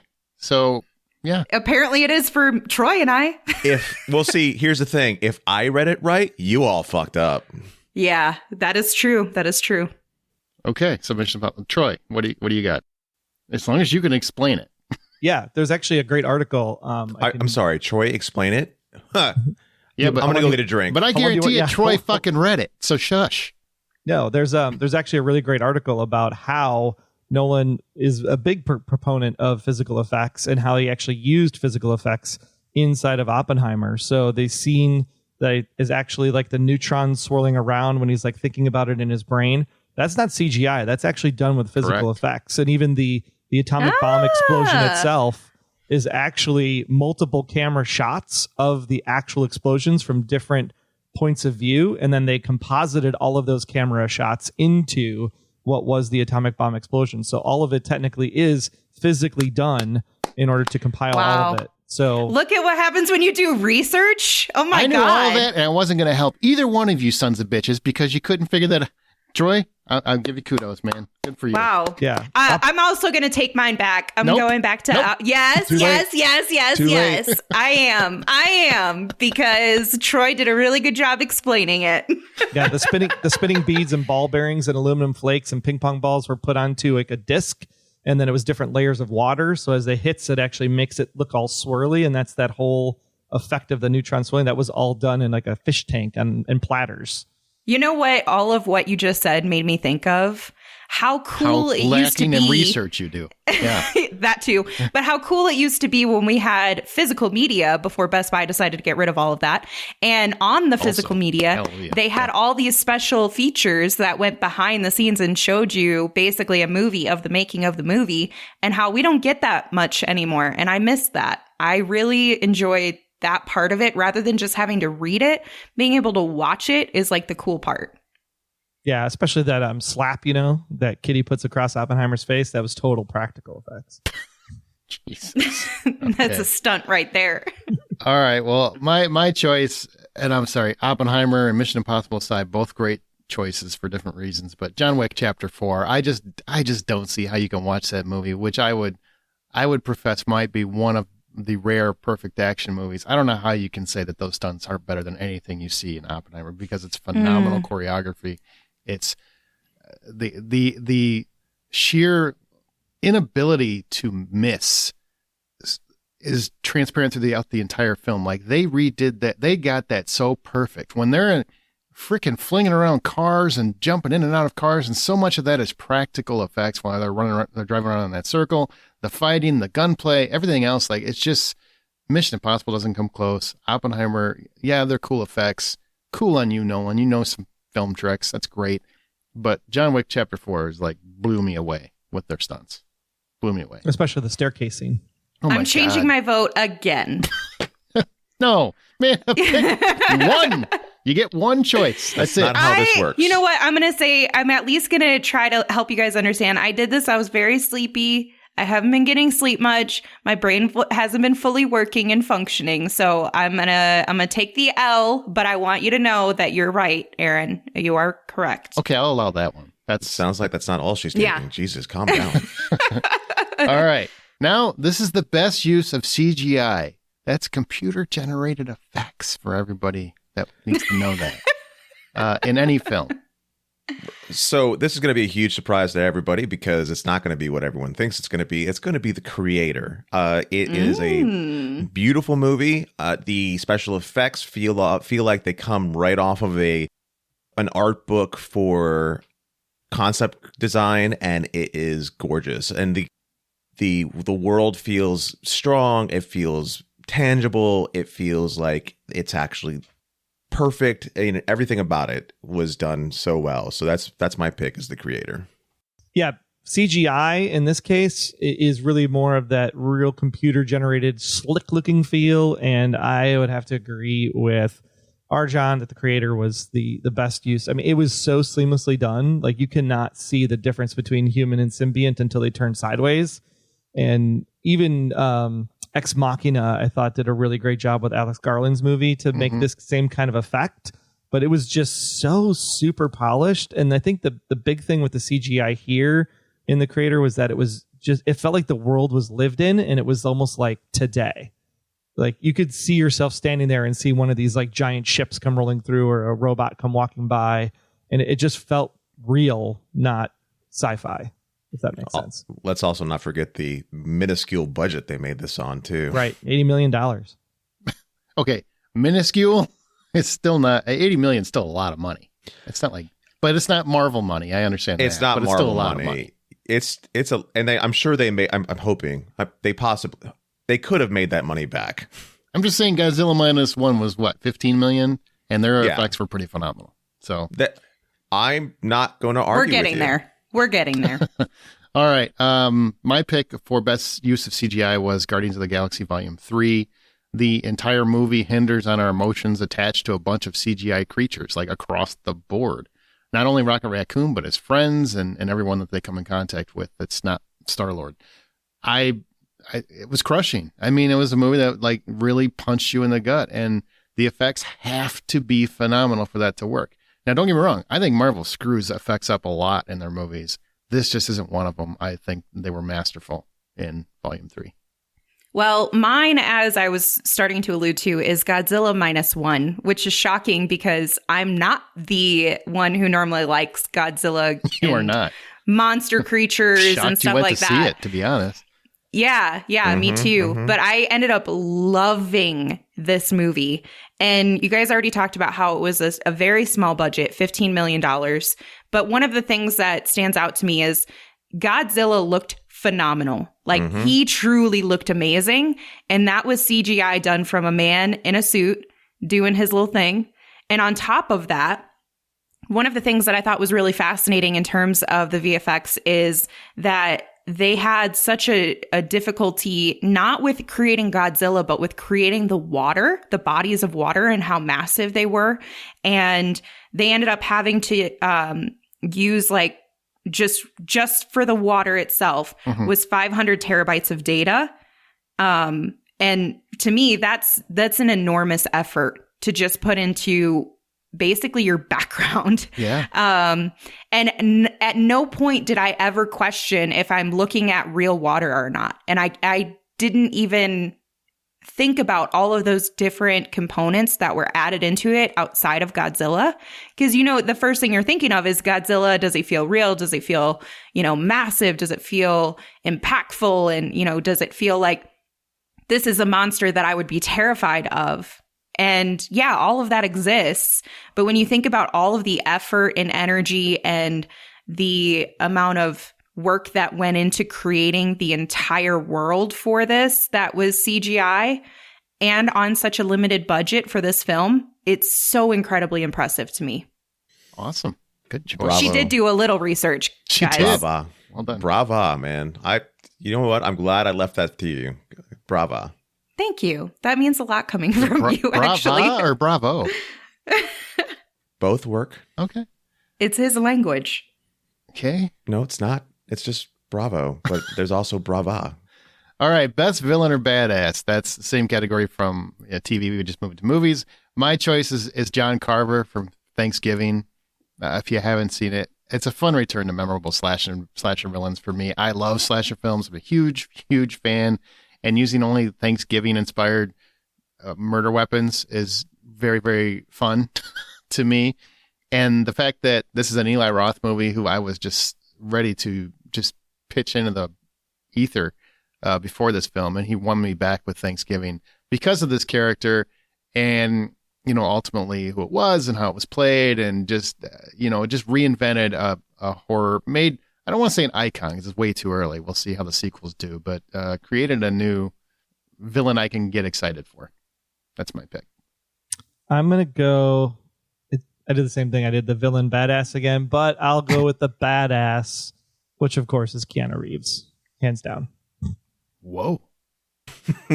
Well played. Well played. Agreed. What a way to end that series, man. He was so good. So good. I know Kung Fu. Well, to curtail that portion of the series. Sure. Okay. My best villain I'm going with is going to be Jason Momoa's Dante from Fast X. Oh my God. Oh my God. He's so ridiculous. What? And hot. Oh my God. He is Easy, Amanda. I know. Sorry. Keep it in your pants. For You God's sound sake. like John this episode. I know. You're like, can I get him painting a wall half naked? Oh, God. Anyhow. She's dating somebody new. She's got a little bit like energy now, you know? Whoa. You're so funny. Yeah.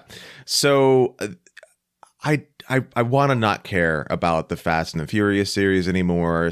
It's lost its way. Jason Momoa brought me right back with his character of Dante because he is so over the top. He is so nuts, and he does it flawlessly. I can't ask for anything more because when I heard Jason Momoa was going to be the villain, I was thinking, okay, angry Aquaman. That's what I thought we were going to get, and some character like that, but he went so against what he would normally do that I just loved it. The way he was chewing on the scenery, perfect.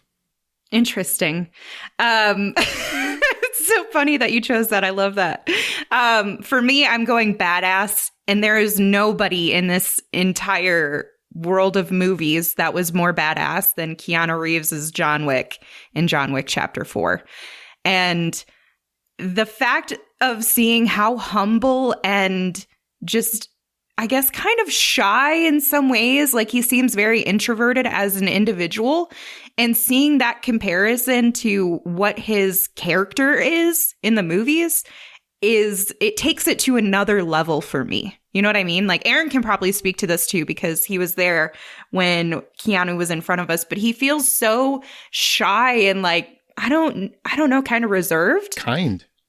Yeah, just kind. so gentle and sweet and kind. And then you watch John Wick Chapter 4 and there's very little, empathy for anybody that he doesn't already have like a prior relationship with, right? Like if you are an enemy, you are an enemy and you are getting taken down. And he is so resilient as a character, and as an actor, he's so much fun to watch. So much fun. I mean, Chad Stahelski, who directed these films and is a stunt performer and choreographer himself. So he did the stunts in The Matrix. So he knows stunts better than most people. Any of us listening or talking, right? He has said multiple times in interviews, and when I just listened to a whole commentary thing that he did, he has said multiple times that Keanu Reeves, in terms of physical acting, is right up there with Jackie Chan. Like, he is just that impressive. And Donnie Yen, he gave him a lot of kudos too, because his preparation, and he's so fluid with his movement. It's almost balletic, and he just knows how to do physical performances better than most, which is pretty impressive because, he ain't young and he's still doing fantastic with it. Good call, Amanda. Good call. All right. Best supporting actor. Again, we don't do actor and actress. We do actor. So my pick for best supporting actor is Ryan Gosling as Ken. As far as I'm concerned, there's no one close. There was no one more talked about supporting actor wise. There's no one more mimicked supporting actor wise. And I even went as a sumbitch for Halloween. So it's Ryan Gosling as Ken. You're wrong. Because Robert Downey Jr. is a fantastic supporting actor in Oppenheimer. If Robert Downey Jr.'s character isn't in that movie, the movie doesn't work. Robert Downey Jr. in that role, the role doesn't work. It was just so well done on how he went from this like person that enjoyed Oppenheimer to the point where he wanted to destroy Oppenheimer with all costs, even the cost of his own career. Robert Downey Jr. played that in color, in black and white, in the most amazing way possible. So yeah, RDJ back with a vengeance. In black and white. Was this Tropic Thunder again? I mean, if you want to see it that way, he kind of acts that way. So I will say he was better in Tropic Thunder, but he was great in this, I will say. He was better in Tropic Thunder. That's great. I'm going to go with George Lopez from Blue Beetle. It's a little talked about movie. I don't think we've gone over it, but his character was somebody that I enjoyed seeing on screen so much. He felt very much like the uncle that I've known. And, it's great. So that's why I'm going to go with George Lopez. Interesting choice. I never saw that one coming. Amanda, what do you got? So I am going to use the same movie as Aaron, but I'm actually going with a different person. And this individual in the movie had one scene that more than anything stole the show for me, more than Ryan Gosling. And I know that this is going to be probably a little bit questionable because her character has just a little bit to do with it, but America Ferrera in Barbie, she had such an impact. I don't think there's anything questionable about that. Well, I mean, just like because a lot of people have Ryan Gosling as like their fan favorite type of thing. Choice. Yours. I know. That monologue is fantastic. The reason I go with her is because that monologue literally put me in tears, but it also it filled my heart with like everything that women think and feel. And it kind of like energized me, I guess, in a way. I was like, hell yeah, girl, you preach it. That's right. That's what's up. So for me, I felt like a character that, could have been very monotonous or feeling a little bit unneeded. It never came across that way. Like, she had such an impact to that movie and to women. And that monologue has been recited and shared and, used across the board since the movie came out. And I think that speaks volumes to America Ferrera and, the character that she represented. Which was all women. It was, in that moment, especially. Yeah, absolutely. Well picked. Well picked. But Ryan Gosling was better. All right, so best actor. Wrong. Sorry. Best actor. Who was your best overall actor last year? Troy? Best actor is easily Cillian Murphy from Oppenheimer. Embodied Oppenheimer to the nth degree. Just the walk, the looks, the stares, the thinking, the stress, everything about it just oozed perfection in that role. And it's so great that Nolan recognized Cillian for his acting chops throughout the years, always playing like a side part or a supporting actor role in most of Nolan's films. So the fact that Nolan finally gave him a shot to do this, I think it was the perfect time for him to land it, and he landed it brilliantly. I gotta say, he is phenomenal in Oppenheimer. Even though Oppenheimer is one of my favorite movies of the year, spoiler, he almost got my best actor category. So absolutely a great pick. But my choice is Sandra Hüller from Anatomy of a Fall. And I only saw this like at the tail end of the year, but I have to say, like, if you haven't seen this film, man, it's wonderful. And she actually plays Sandra Voiter in the film. And what the film revolves around is a woman's husband who has been very depressed, falls from a window to his death. And the police come to believe that she killed him. So it's a matter of, was this a suicide? Was this an accident? Or did she kill him? And this woman has to go through the gamut of emotions. And what the film really elevates to is it elevates to the human experience and what people do in these situations in terms of the jumping to conclusions, misconceptions, misunderstandings, like just making assumptions on who people are based on little moments in their lives. A fight, and how that fight after someone dies can be attributed to their death, even though it didn't happen even the same day. I mean, little things like this are so instrumental into the film and the story that they're telling, and how it's so easy for people to come to believe something because they only hear pieces of the story. And the film itself it's a mix of French and English, so it's probably 60-40 French and English. There are subtitles, but I can't recommend the movie enough. And her performance is so phenomenal. It's the linchpin to the film. It makes the entire film work. She has to be happy, miserable, strong, weak, vulnerable. Like, all of these emotions are just ran through, and she captures every moment and just makes it live and breathe. I can't rave about Sandra's performance enough. John, that sounds awesome. Yeah. Okay, I'm going to butcher the name of this person, and so I apologize to anyone who's going to hear me say this, but Reinsuke Kamiki, which he was the star of Godzilla -1. He was Godzilla? No, he's the -1. Sorry. He was the -1. He's the -1. Okay. Yeah. He played Kiyoshi, and he was the pilot that initially discovered Godzilla, or was part of the team that discovered Godzilla. I didn't think that I would care more about a person than I would about Godzilla being on the screen, but here we are. We felt he had a very heartbreaking story to him, and everything about him was just rough, but the way that he came to accept what his life was supposed to be like, and how he started rebuilding everything, especially during the end of World War II in Japan, he really brought it all back into something where he found his purpose. So, and I believed it. So that's why I'm going to go with him, and I'm not going to try to say his name again. I understand. It's a great choice, though. Yeah, to not say his name again? Yeah, it's a great choice. Well, that too, but also just him as your selection. Mine is going back to the movie that I just talked about in our last one, Barbie.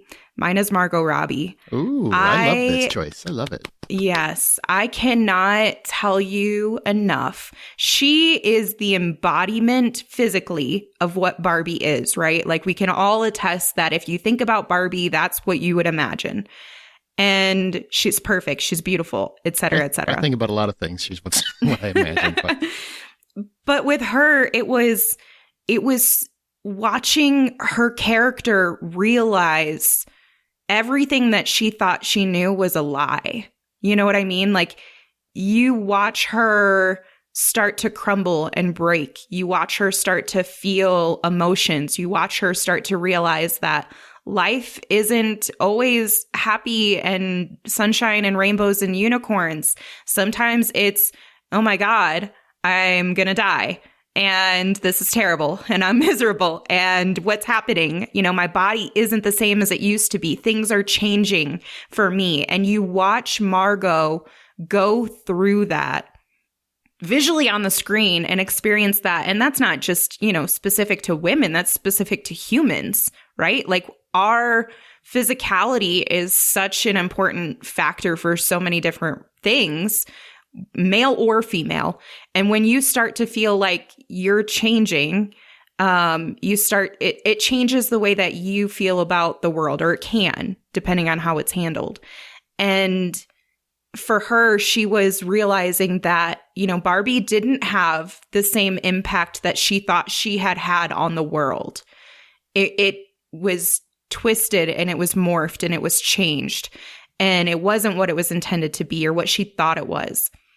And so you watch her go through all of these moments and you see her go through every stage of emotion and grief in so many ways, and also joy and happiness and accepting of oneself. And I just cannot speak enough about how much I loved her in this role. Like, truly. It's a great choice, man. There's so much talk about what's going to be nominated and what's not. And I see so many things. Barbie for Best Picture and da-da-da, but I don't see Margot Robbie's name coming up. And I'm like, how do you not talk about Margot Robbie when she is Barbie? Yeah. She's the movie. But people are weird. All right, so best specific moment in film. We're going to stay with you, Amanda. What was your best specific moment in film? Okay, so back to Barbie. Hey, man, you got a favorite? You got a favorite? You know? It was very impactful. It's a very simple moment, but it was a very sweet moment. And it's when Margot looks over at this older woman and she says, "You are so beautiful." And the lady responds, "And I know it." And I just felt like that was such a beautiful moment, because we being like women in society, we preach about feminism these days and loving women and supporting women. But the truth and the reality is a lot of women judge other women really heavily.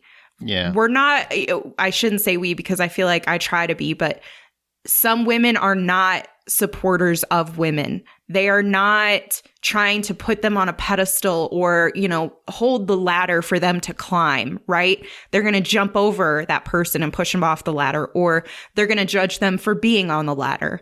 And that was just a moment where it was like, it doesn't matter how old you are, who you are, you know, anything about you. Like, we are all beautiful in some way. And I felt like that was a testament to supporting women to women, and also supporting beauty standards changing, about aging, and that it's okay that you don't look the way you did when you were 20.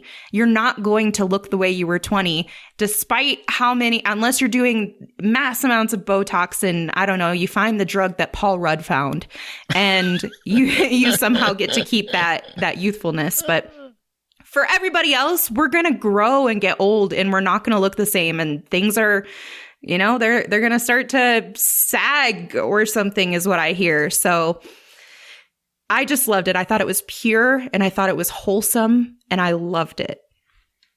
Good choice. John, try to top that. I won't. I'm not even going to try. However, the moment in which Godzilla in his full size invades Tokyo for the first time in Godzilla -1, the music hits hard, and it's the original Godzilla theme. The first appearance of him post atomic bomb, where he grows in size and gets a good majority of his additional powers.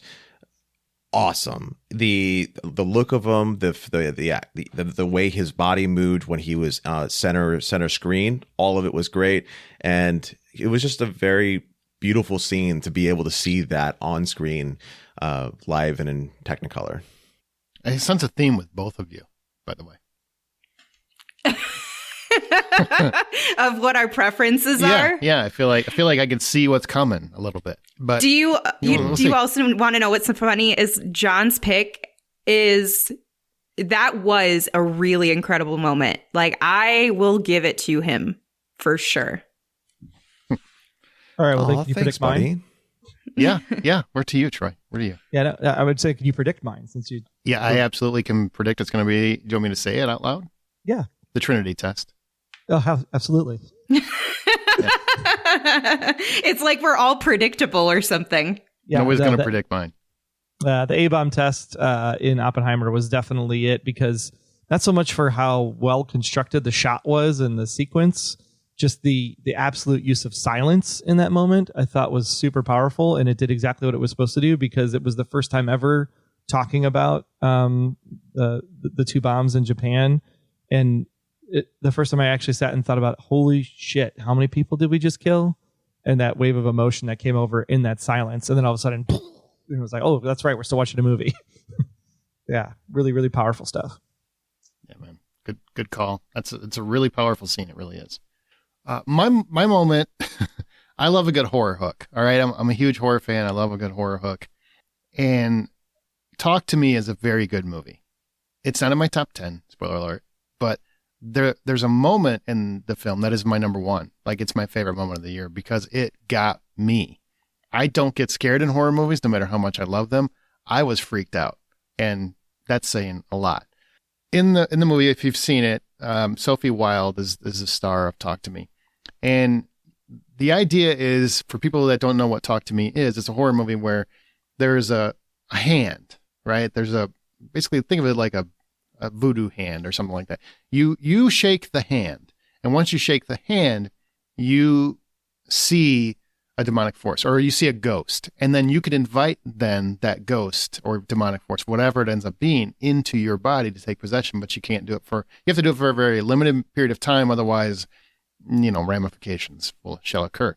Well, that scene that when Sophie Wilde takes the hand, and the novelty of choosing to be possessed by this possibly demonic force, possibly a ghost, the scene being possibly your deceased parent, the emotions that come with it, or a deceased loved one, the possibility that you could be being manipulated, like all of those things, the absolute hell that is unleashed in that scene, and the way that she acts, she is phenomenal in that scene. She's very good in the movie, but she's phenomenal in that scene. And that movie is so good, yes, but that scene stuck with me for the entire year. Like I've thought about that scene multiple times throughout the year because it was just so well done and well orchestrated and intense. And it starts to get you think, what would you do in those circumstances? Would you invite that force in, thinking it might be your parent? Just in the possibility that you could finally talk to someone that you lost. It's a very conflicting view, and it really, really poses a lot of interesting questions, and also, scared the bejesus out of me. So that's mine. That's a good pick. I want to just interject something here. Amanda, did Aaron just call us out for having a theme? I don't have a theme. I haven't even mentioned Talk to Me until this particular moment. That was what I'm just talking about. So we had two categories where we mentioned the same movie back to back for both Amanda and I. Mm-hmm. However, when we look at Troy and his answers, it's been practically the entire time Oppenheimer.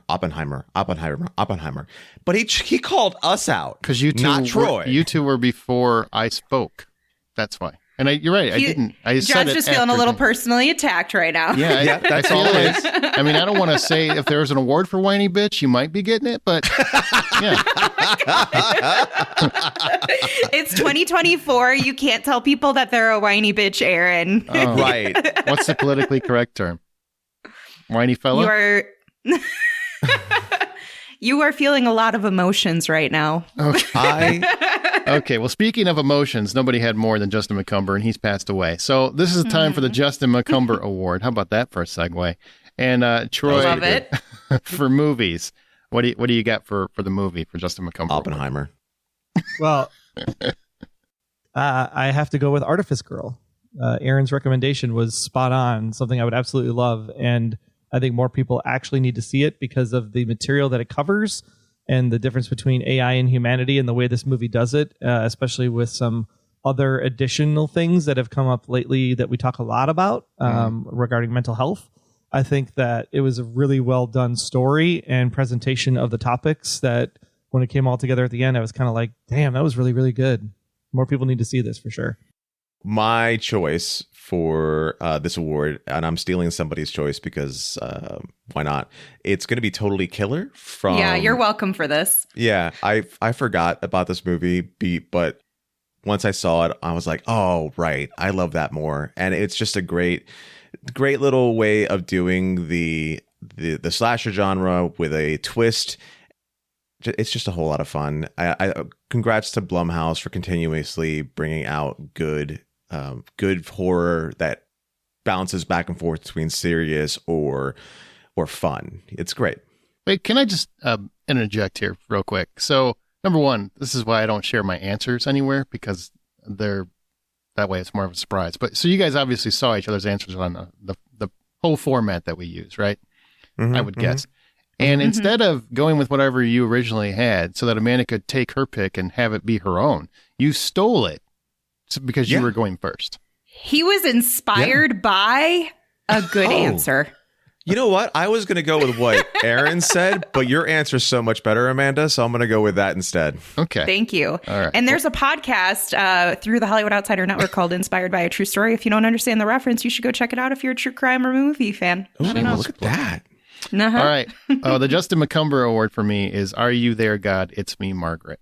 And it shouldn't be here. It should have been a much bigger hit. It should have been more widely seen. And I do not like coming of age tales. Anyone that knows me knows that's why I don't go to Sundance, because I do not like coming of age films, because I feel like we've all come of age enough. And I've seen this movie 1,000 times. This is the way it should be done. It's about when a young girl, her family moves from the city to the suburbs, and Margaret is 11 years old, and she has to deal with new friends and feelings and adolescence and all of that jive. And it stars Abby Ryder Fortson and Rachel McAdams, who is phenomenal as her mom. It's just heartfelt. It's beautiful. It's warm. It's based on a book that many people know, but the movie is just wonderfully done. And I really, really hope more people will go find it, because it's absolutely worth the watch. Amanda, do you have anything to elaborate on your film that's already been used? No, John really touched on it. It's a fun movie. I love Kiernan. She's a lot of fun. And I'm always a big fan of those kind of unusual or quirky or whatever type of lead female characters who have a bit of sass to them and sarcasm and have a little bit of, I don't know, darkness. Like they see the world a little bit darker. It's not all happiness and sunshine. And that is definitely this character. And it was just a lot of fun. I think John hit on the rest of it. I do have to say that Amanda probably said it better than I did. So thank you, Amanda, for coming in. I think we had a great joint effort. It was really good. All right. What about your best score or soundtrack of the year? It's easy for me. Okay. I will say this movie, I didn't enjoy as much as the first. There was a lot of it that I wasn't crazy about, but the soundtrack does not miss. And that is the Spider-Man Across the Spider-Verse. Oh, yeah, that's damn good. That's a good pick. Hard to beat it. It was my number 2, but I do love a good musical, and so Wonka took it for me at the last minute. Weren't you arguing with me that soundtrack wasn't as good as The Greatest Showman, or wasn't good? No, I was arguing with you that you made it like Wonka could be the next Greatest Showman. So then I went in with expectations, and then the expectations weren't there. But you still love the movie. He's saying comparatively, it's not Wonka Greatest Showman level. levels. Not the Greatest Showman, not even close to the Greatest Showman. But in its own entity, of its own thing. Which actually, we had a really cool conversation about how we could actually make another movie that would make this a trilogy. We actually had a really cool storyline thread for potentially a future make this movie right or something. Okay. But the music in Wonka is really, really good. The songs do pop. It's if you're a kid right? And you're coming in and you have no reference to Wonka whatsoever. These songs hit totally, and they're fun to sing and bop around and do the usual musical type stuff. Obviously, for us who have Wonka references in the past, it's maybe not as joyously remembrance of the old, but I really loved, I think Aaron even said it on the review episode that we did around the Christmas time, was that bridge between the old movie and this movie, and how it, the imagination song just kind of wove its way through, definitely made it tick up just a little bit above, gave you that like, ooh, feeling in the heart over Spider-Verse. But Spider-Verse is a great pick. I really loved how pure imagination really got to me, because they do, like you said, they really like underscore it throughout the movie, and then only as you get to the end they really start to dig into it. But man, you feel it throughout the movie because of the way it comes up, and it's just well done. Mine is John Wick Chapter 4. It's the score by Tyler Bates and Joel J. Richard is phenomenal in my opinion. It really immerses me in the world, and I think the music of that film kind of goes unappreciated with how it complements what is happening at all times in the John Wick's world. And that is a lot to me in terms of what makes a movie fly. And the fact that, to me, like I said, I think it's a damn near masterpiece of action cinema. The music complements all of it. That's a good pick. Yeah, that's a good pick. So for me, I'm going to go ahead and say that it is Spider-Man Across the Spider-Verse. I'm not stealing anyone's answers on this one. It's totally my original pick. Good to know. I will try to use that preamble on all my choices moving forward. But yeah, it's. You shouldn't have called yourself out. That's all. I totally did. It's your own fault. It really is. We believe you. We'll just say that it's a blanket statement. You do not have to repeat that, please. We're good. Okay. Yeah. Amanda said a lot of great words. I think this is like the John and Amanda like lift each other up episode. But there is like a bromance happening right now, and I really love it. Do everything I can to stomp that back down. Yep. Yeah. He's going to find a way to put a wedge between us again. I'm just going to let it move on. Amanda said all the great words. Next topic, please. Okay. Biggest surprise. However you determine that in film. So my biggest surprise is the creator. I didn't know this movie was coming out until I started seeing the trailers for it. I was completely surprised that when I sat down, I just got lost in it. The story is fantastic. It's been done several times, but they still found a way to get me into the story. The villains are great. I love it. So that's my biggest surprise. And I would have been right there with our John, but we did this episode on a podcast called Remake This Movie Right here on the Hollywood Outsider Network for the Dungeons and Dragons 2000 movie. And I remember that. Yeah. If you know anything about that 2000 movie and how Dungeons and Dragons was portrayed in that movie, there is no way in hell a Dungeons and Dragons movie ever should work. And Dungeons and Dragons this year with Christopher Pine was like everything you wanted Dungeons and Dragons to be. It was so well done that it made me completely forget about the 2000 version until I happened to listen to the Remake This Movie Right episode again and was like, oh yeah, Dungeons and Dragons and Taverns. And Dungeons and Dragons and Taverns. Man, that movie was so close to my top 10 too. It's a great movie. Like, I really hope they do find a way to make a sequel to that. It's a lot of fun. Yeah, I believe it's turning into a bit of a cult hit at the moment because people are finding it more and more as it's been being released on open release. But the movie itself does have so many great throwbacks to. If you're a D&D fan, you can dig into every single aspect of that movie and be like, I see it. And if you're not, it's just fun, and that's okay. Even the trap chests. It's not a trap chest. It's called a mimic. Please don't ever say that again because you've insulted everybody in this world. Right. I don't know. It's called a mimic. My biggest surprise. The best mimic story. If you guys ever want to hear it, I'm happy to sidebar and tell you it to the listeners who are D&D fans. It's hilarious. Okay. I just felt like a new Discord channel just got created all of a sudden. It was like magical. Like it was like someone waved a wand or something. My biggest surprise is Pinball, the man who saved the game. That's a great choice. Yeah, man, I was I don't care about pinball. Don't give a rat's ass about pinball, whatever that even means. What's a rat's ass? Who cares? But I don't care about the story behind pinball. Didn't care about the characters behind pinball. But I saw the Pinball, the man who saved the game, And I love this movie about Roger Sharp and his wife and how he was instrumental in saving pinball in New York City. It's a very independent film. I think it's on Hulu. But man, I loved it. It's a great movie. And I hope more people will finally find it and enjoy it because it is so well done. And we met, because I had this for the Beloit International Film Festival. We had it on selection for it. And Roger Sharp himself came to the event and did a Q&A. He was nice enough to come and do it for 2 screenings because he's not too far from the area.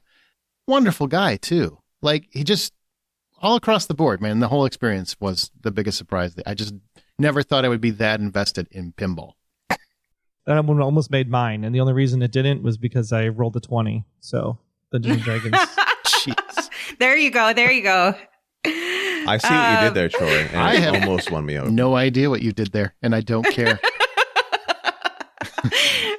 So my pick, this should not surprise anybody, but D&D. And I'll say, I'm going to add a caveat because yes, you're probably like, yeah, of course you loved it, Amanda. It's a D&D movie. But no, as Troy already mentioned, shitty movies have existed. So I went in with kind of low expectations, but high hopes. And I was surprised by just how amazing and how much I loved it. It took me by surprise for sure. All right. Well, it's time for our top 10. You can do them all at your turn, obviously, and let it roll. Troy, what is your top 10 movies of the year?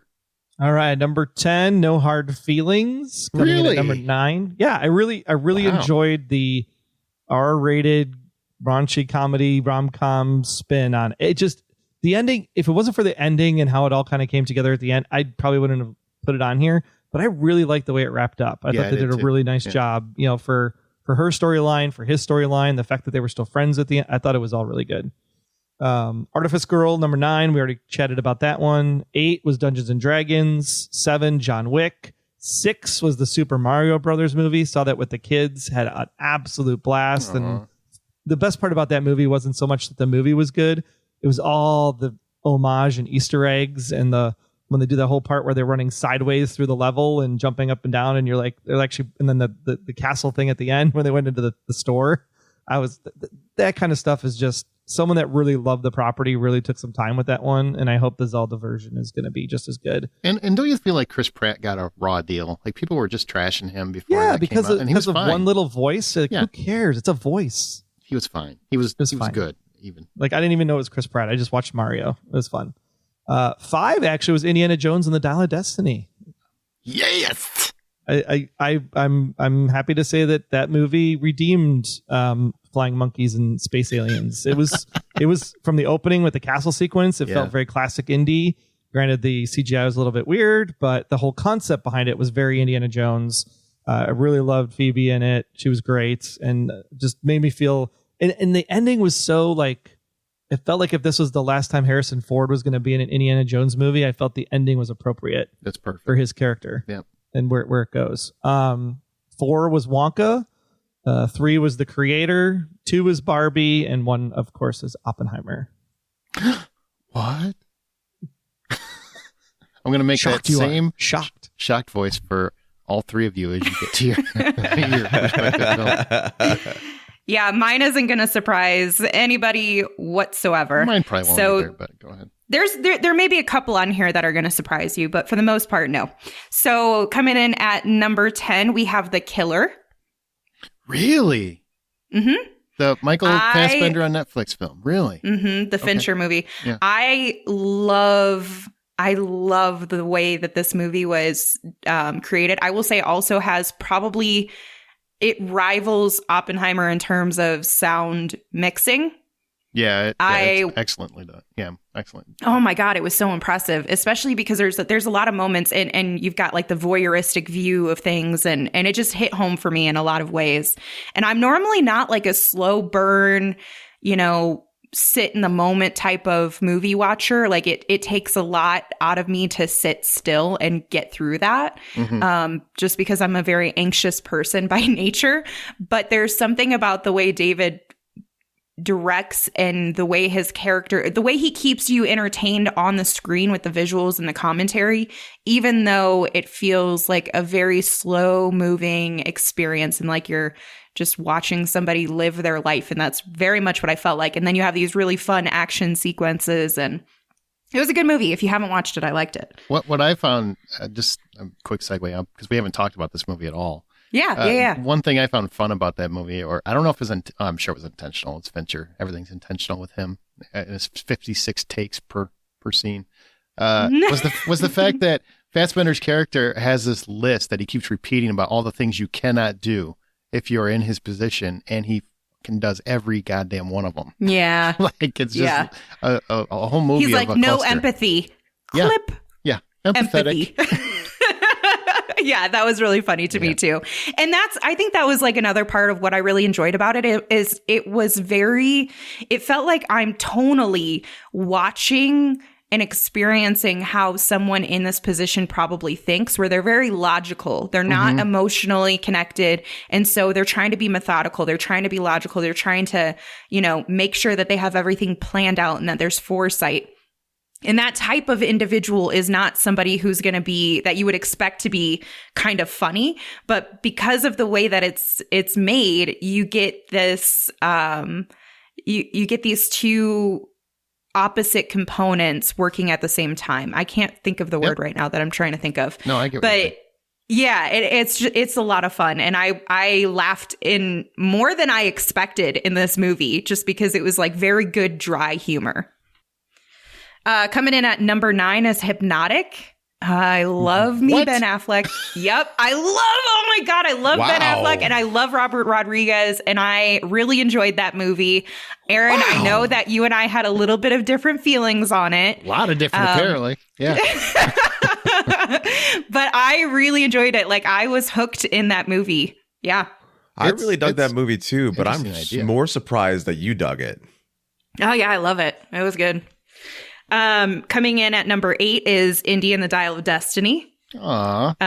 It would have been a lot higher on my list if it wasn't, and I know you guys are going to have different opinions, but if it wasn't for the really messed up, in my opinion, CGI of de-aging. Just do not agree with you on this. Really, really affected me. Like, it took me out of the movie, and I just struggled to get past that to put it higher. Like Princess Leia out? Like that kind of out? Yeah, exactly. That was awful. We have Totally Killer, which we've talked about. Mm-hmm. We've got Guardians 3. And I want to preface this and say, because I know we haven't talked about Guardians a whole lot. I've kind of gotten in this most recent phase for MCU, I've gotten burned out. They've not been good movies, if I'm being perfectly honest. But this one still, it brought it back, right? It took me back to like, okay, these are the good, fun ones that we have. It wasn't perfect by any means, but it was still a really enjoyable movie. So I was happy to have Marvel give me a little bit of something in terms of my time. My issue with Guardians was that it felt like it was the same movie as 2. Like it was a rocket story in 2 and it was a rocket story in 3. I can see that. That's the only reason it didn't make my top 10. Story in 2? I mean, it was Star-Lord's story. Well, it's a Star-Lord and a rocket story in 2, but there's still a rocket story in 2. What? But this one gets you crying. I don't feel you know like what I it's mean? the Like same at all, I was sobbing in a couple of moments there in this third one. Then I've got Bottoms, which we've talked about. Really enjoyed that Marshawn Lynch one. is in the top 5. He is. That's amazing. amazing. John, this one is for you. Number 4 is Godzilla -1. Number 3 is John Wick 4. Yay. Number 2 is Barbie. Yay. And number 1, no surprise, D&D Honor Among Thieves. It is a surprise. I thought it was going to be Barbie. Oh, really? Yeah. I am a little shocked, but I applaud you and tip my hat to you, madam. It was so good. It really reminded me of being able to play a D&D game and watching it happen on the screen, which are 2 of my favorite things. So to see them merge together, I was like, this is magical. This is everything I wanted. That's cool, man. I'm very happy that especially D&D players really got what they wanted out of it. Mm-hmm. Johnny. All right. I'm going to go ahead and launch into this with something from way out of left field. My number 10 is Transformers Rise of the Beast. I know that we are all exhausted by Transformers movies because of Michael Bay. Thank you, Michael Bay. That was a good one, though. That was good. But that was a good one. You know, I really enjoyed Blue Beetle. Not Blue Beetle. I'll get to that later. Bumblebee. This is a direct sequel to Bumblebee in a lot of ways, and it carries on that same feeling that the Bumblebee movie had, and it tells the story of the Transformers in a much more approachable way, much more fun way, and better, and not so over the top or sexualized by whatever crazy reason you want to go through. My number 9 is Mission Impossible. My number 8, Blue Beetle. 7, Spider-Man Across the Spider-Verse. 6, Equalizer 3, which is something we haven't talked about enough. Well, hang on. Go back to Spider-Man before you. We'll come back to Equalizer. But did it bother? Because you guys have it mentioned a couple times in these awards. Did it bother either of you or any of you that it's a to be continued? That it ends on a big cliffhanger? Yes. Urgh. That did. I mean, that's why it's so low on my list, number 7, because I love the first one. This one, I didn't know it ended on a cliffhanger the way it does, and it pissed me off because the whole time I'm like, this movie's got to end, right? They got to start wrapping it up soon. Yeah. And then we get to the point where they ended it, and I'm like, this is how we're going to do this? And it really just bothered me. So but I forgive it because it's a lot of fun. The music is great. The animation is amazing. So all those things are the reasons why I forgive it, and I enjoy it for what it is. So that's why it's where it is. Okay. My number 6 is The Equalizer 3. I love this story. I love the way they're telling the story. Interesting. If they end it here, I'm fine. If they keep going, I'm fine. I will do whatever it is they want to put on the screen. I'll keep with this Antoine Fuqua and Denzel Washington. I'll keep on watching it. My number 5 is The Creator. My number 4, Guardians of the Galaxy Volume 3. My number 3 is Barbie. Anyone Hell yeah! I'm surprised. Yeah, I haven't said enough about. I haven't said anything about the Barbie movie, but I did finally get a chance to sit down and watch it over the break, and I really enjoyed the aspect where women are lifting women up. Women are they're at one point they're even being driven to compete against each other because of this whole Ken storyline. They're driven to compete for something that's stupid, but on every level it beats the Bechdel test as far as how to improve a story. And for those who don't know what the Bechdel test is, a lot of older writing in movies, women are portrayed as only ever being interested in guys, or their story is only ever really about a guy. And that's not how guys' stories get told to a degree. Value derivative of that person. Right. So this one definitely passed the Bechdel test. I like the fact that women are put on a different kind of pedestal in which they can lift each other up, and I'm tired of seeing things that promote women tearing each other down. So Barbie.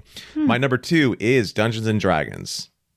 Yes. I can't say it enough. It makes me want to roll dice. It makes me want to roll dice every day as much as I possibly can. I love the movie. I've sat down and rewatched it several times since it's come out.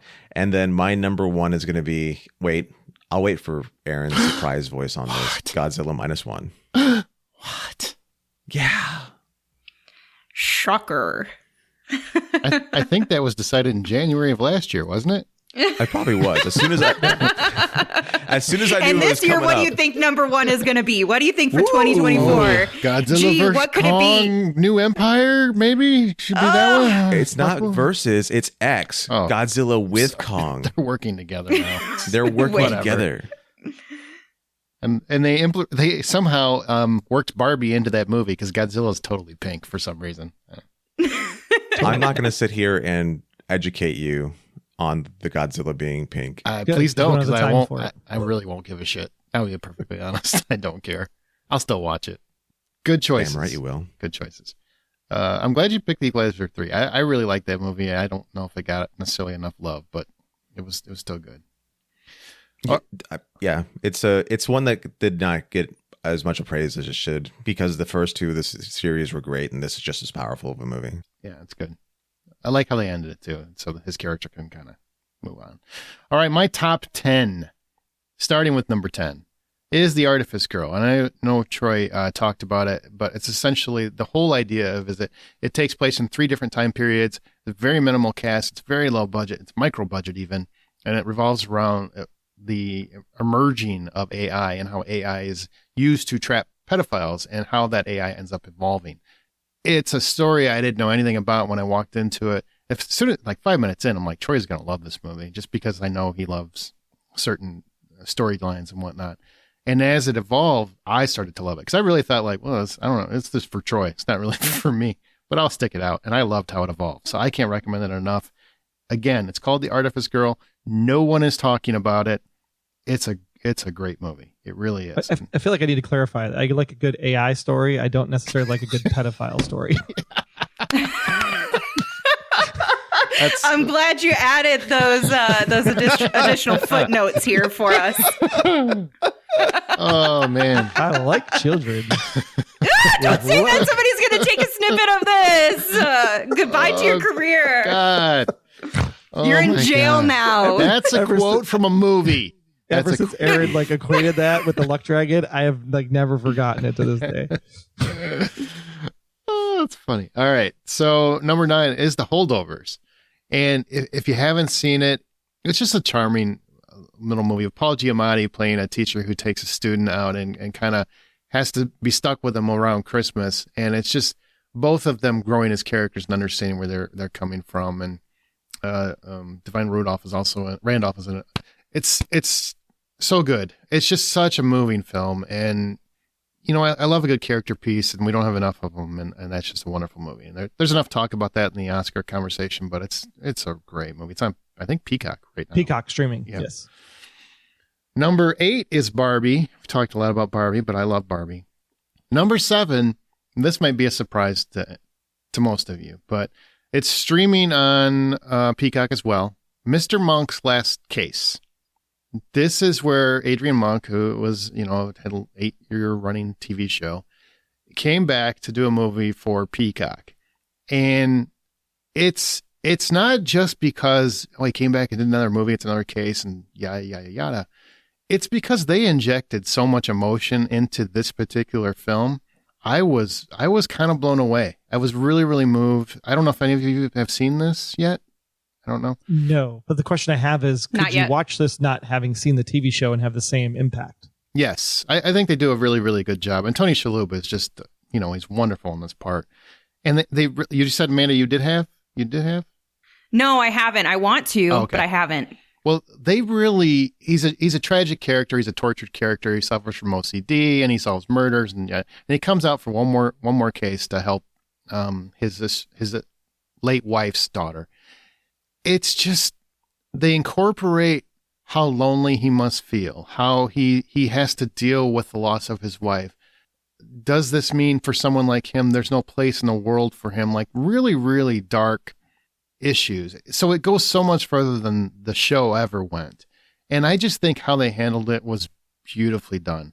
And the scene, there's a scene at the very, very end that really just showcases, kind of the importance of someone like this in the world and how they can make a difference. And it's just so well done. Like, I was bawling, and I never expected to bawl in a Monk movie. Like, I just did not.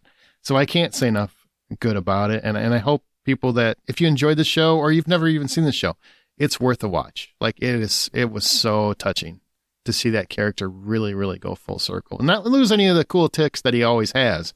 He's still entertaining. He's still funny. But man, there's so much more depth in this story than there ever was in the show. And the show had a lot of depth too. Number 6 is Mission Impossible: Dead Reckoning. Tom Cruise kicks ass. It's a great story. I love the extended chase scene with the train, or not chase scene, but the train sequence. That whole sequence, which is basically stolen from Uncharted 2. It's like totally ripped out of Uncharted 2. So well done. So thrilling. Then number 6 is Anatomy of a Fall. I kind of spoke to that movie already. It's a great movie. Please find it. Number 4 is Indiana Jones and the Dial of Destiny. The effects do not bother me at all. I kind of think they work really well. But as Troy alluded to, or as Man alluded to, it is a film that I was really hesitant to see because Kingdom of the Crystal Skull, even though I can enjoy it, it's hard to explain why I enjoy it. I like it more for nostalgia than I like for any other reason. This is a damn good movie. And this is a fitting ending for Indiana Jones. They really, really capture his character. He gets a fitting ending, like Troy already talked about. But more importantly, he gets the opportunity to be part of what he treasures so much. And it's just him having to come to the understanding of why it's more important that he doesn't. And it's just such, like, it's all I can really say without kind of giving something away. But man, it's so well done. If you were hesitant about it because of, the reviews, actually, it's amazing. Like the reviews out of Cannes were really kind of piss poor. But then the movie actually came out, reviews soared, audience scores soared. People that actually see the movie love the movie. So don't be scared because of Crystal Skull. Go see it. It's a great movie. I think it's on Disney Plus right now, so you can watch it right now. Wonka, really surprised by that. I do think it's like a newer version of Greatest Showman. It's not as good as Greatest Showman, but it has that same kind of vibe. So that's my number 3. Number 2 is Guardians of the Galaxy Volume 3. I was really surprised that I love that movie as much as I did. Rocket Raccoon's whole storyline really, really moved me and kind of got me emotional. And then we had that PETA interview earlier in the year, and it reminded me that I like Guardians more than I like PETA. There's that. And my number 1 movie of the year, my favorite movie of the year, is John Wick Chapter 4. It's damn near a masterpiece, if it's not one. And it's shocking that it's the 4th film, and they just kept getting better with action scenes. But this is almost 3 hours long, and it's phenomenal. It works from start to finish. It gives John Wick a perfect ending. No, I don't think they're going to make another one, although I think he'll show up in Ballerina next year because that takes place before this. But I think the character is gone, and they give you just enough at the end to make you wonder, is he or isn't he? But that's like a perfect closure to me. That's how you end that kind of series. Just end it. Let people have their own ending. That's how you end it. So that's my number 1. It's a very solid list. I dig all of that. Thanks, man. You're welcome, man. I dig all of your lists. Some great movies that I'm sure a lot of people haven't even seen. You know whose list I didn't dig? Troy's. God damn. That's fair. Shots fired. I'm just kidding. So the top 5 listener picks for movies in 2023. Number 1 is going to be at the end. I'm actually starting at 4 because number 1 is a tie. So I'm starting at number 4. That's why it messed them all up, because the number 1's a tie. Number 1's a tie, and it messed me up. Number 5 is The Holdovers. This is by all of our listeners. Number 3 is Oppenheimer. So there you go, Troy. You can't go 5 to 3. You have to do 5, 4, 3, 4 1. is 4 and 3 and 2, and then number 1's a tie. Okay, 4 is The Holdovers, 3 is Oppenheimer, 2 is Dungeons and Dragons, and 1 is a tie. Okay. It's not number 1. You got really excited for like third or second place. It doesn't matter. It's in the top 5. The fact that a D&D movie made it in the top 5 of our listeners for an entire year is phenomenal. That's right. Amanda is correct on everything she is saying. John and I are loving on each other real hard today. We totally are. This has got to stop.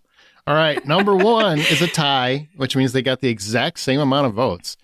Barbie and Guardians of the Galaxy Volume 3. What? Oh, you know what? Wow. I didn't vote. Let me go screw this up. Doesn't matter. It's locked. Can't It's vote. too late. Yep. It's done. So there you go. That's the tie. Now we took all of those lists, as well as John, Amanda, Troy, myself, the listeners. We took all of them, threw them in a blender, and determined based on the average and placements in every list what was both the whole TV series of the year and the whole movie of the year. And only I know the answer to this. These guys actually have not seen the final results. The whole TV show of the year is, drumroll, anyone? Well done. We've got great audio here. The Last of Us. The Last of Us. Yes. Okay. This is my surprise face. All right. Yeah. Well done, Pedro. That's way done. Well, way done. Way done. Yeah, that's way done. We are way done. The whole movie of the year, drumroll. Not as good. I do have a drum set right behind me. Should I go over to it real quick? Start banging on the drum set. The whole movie of the year is Barbie. Woo! Hell yeah! Yeah, that's This is I'll, Yes, I'll get queen. behind that. Troy, you just sound so defeated. You're like, this is my surprise face to that one. I was hoping the movie one would actually flip to D&D or Oppenheimer's way, just but more variable. I like Last how of he Us- Last threw of Us was a D&D given in this there. year. Like he was like, I hope it, Well, D&D because it was so high or on the I- listeners list, I thought maybe it would push it over the top. Uh-huh. Why is Last of Us a given? There's a lot of great TV last year, man. I kind of expected that one. Yeah, I figured between the listeners, our John and me, it would be enough, whatever you call it, affinity voting that would give it enough points that would have made it pretty hard to beat.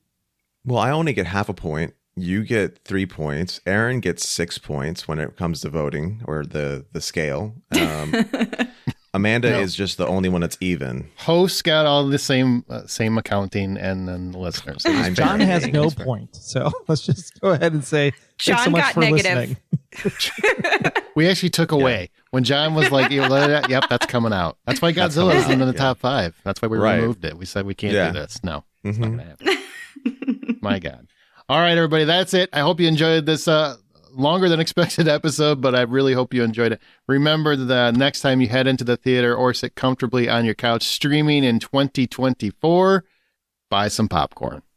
And they have microwavable now at AMC, so you can actually go to AMC, get the microwavable kind. You can have AMC There you go. popcorn wherever you want. So Do you wait a get minute. paid like they do from Apple? Like, what the hell? Fuck no, these sons Why of am I bitches. the only one not getting a check? I don't understand why these bitches got so much Apple cash, man. They both got gift cards at this point.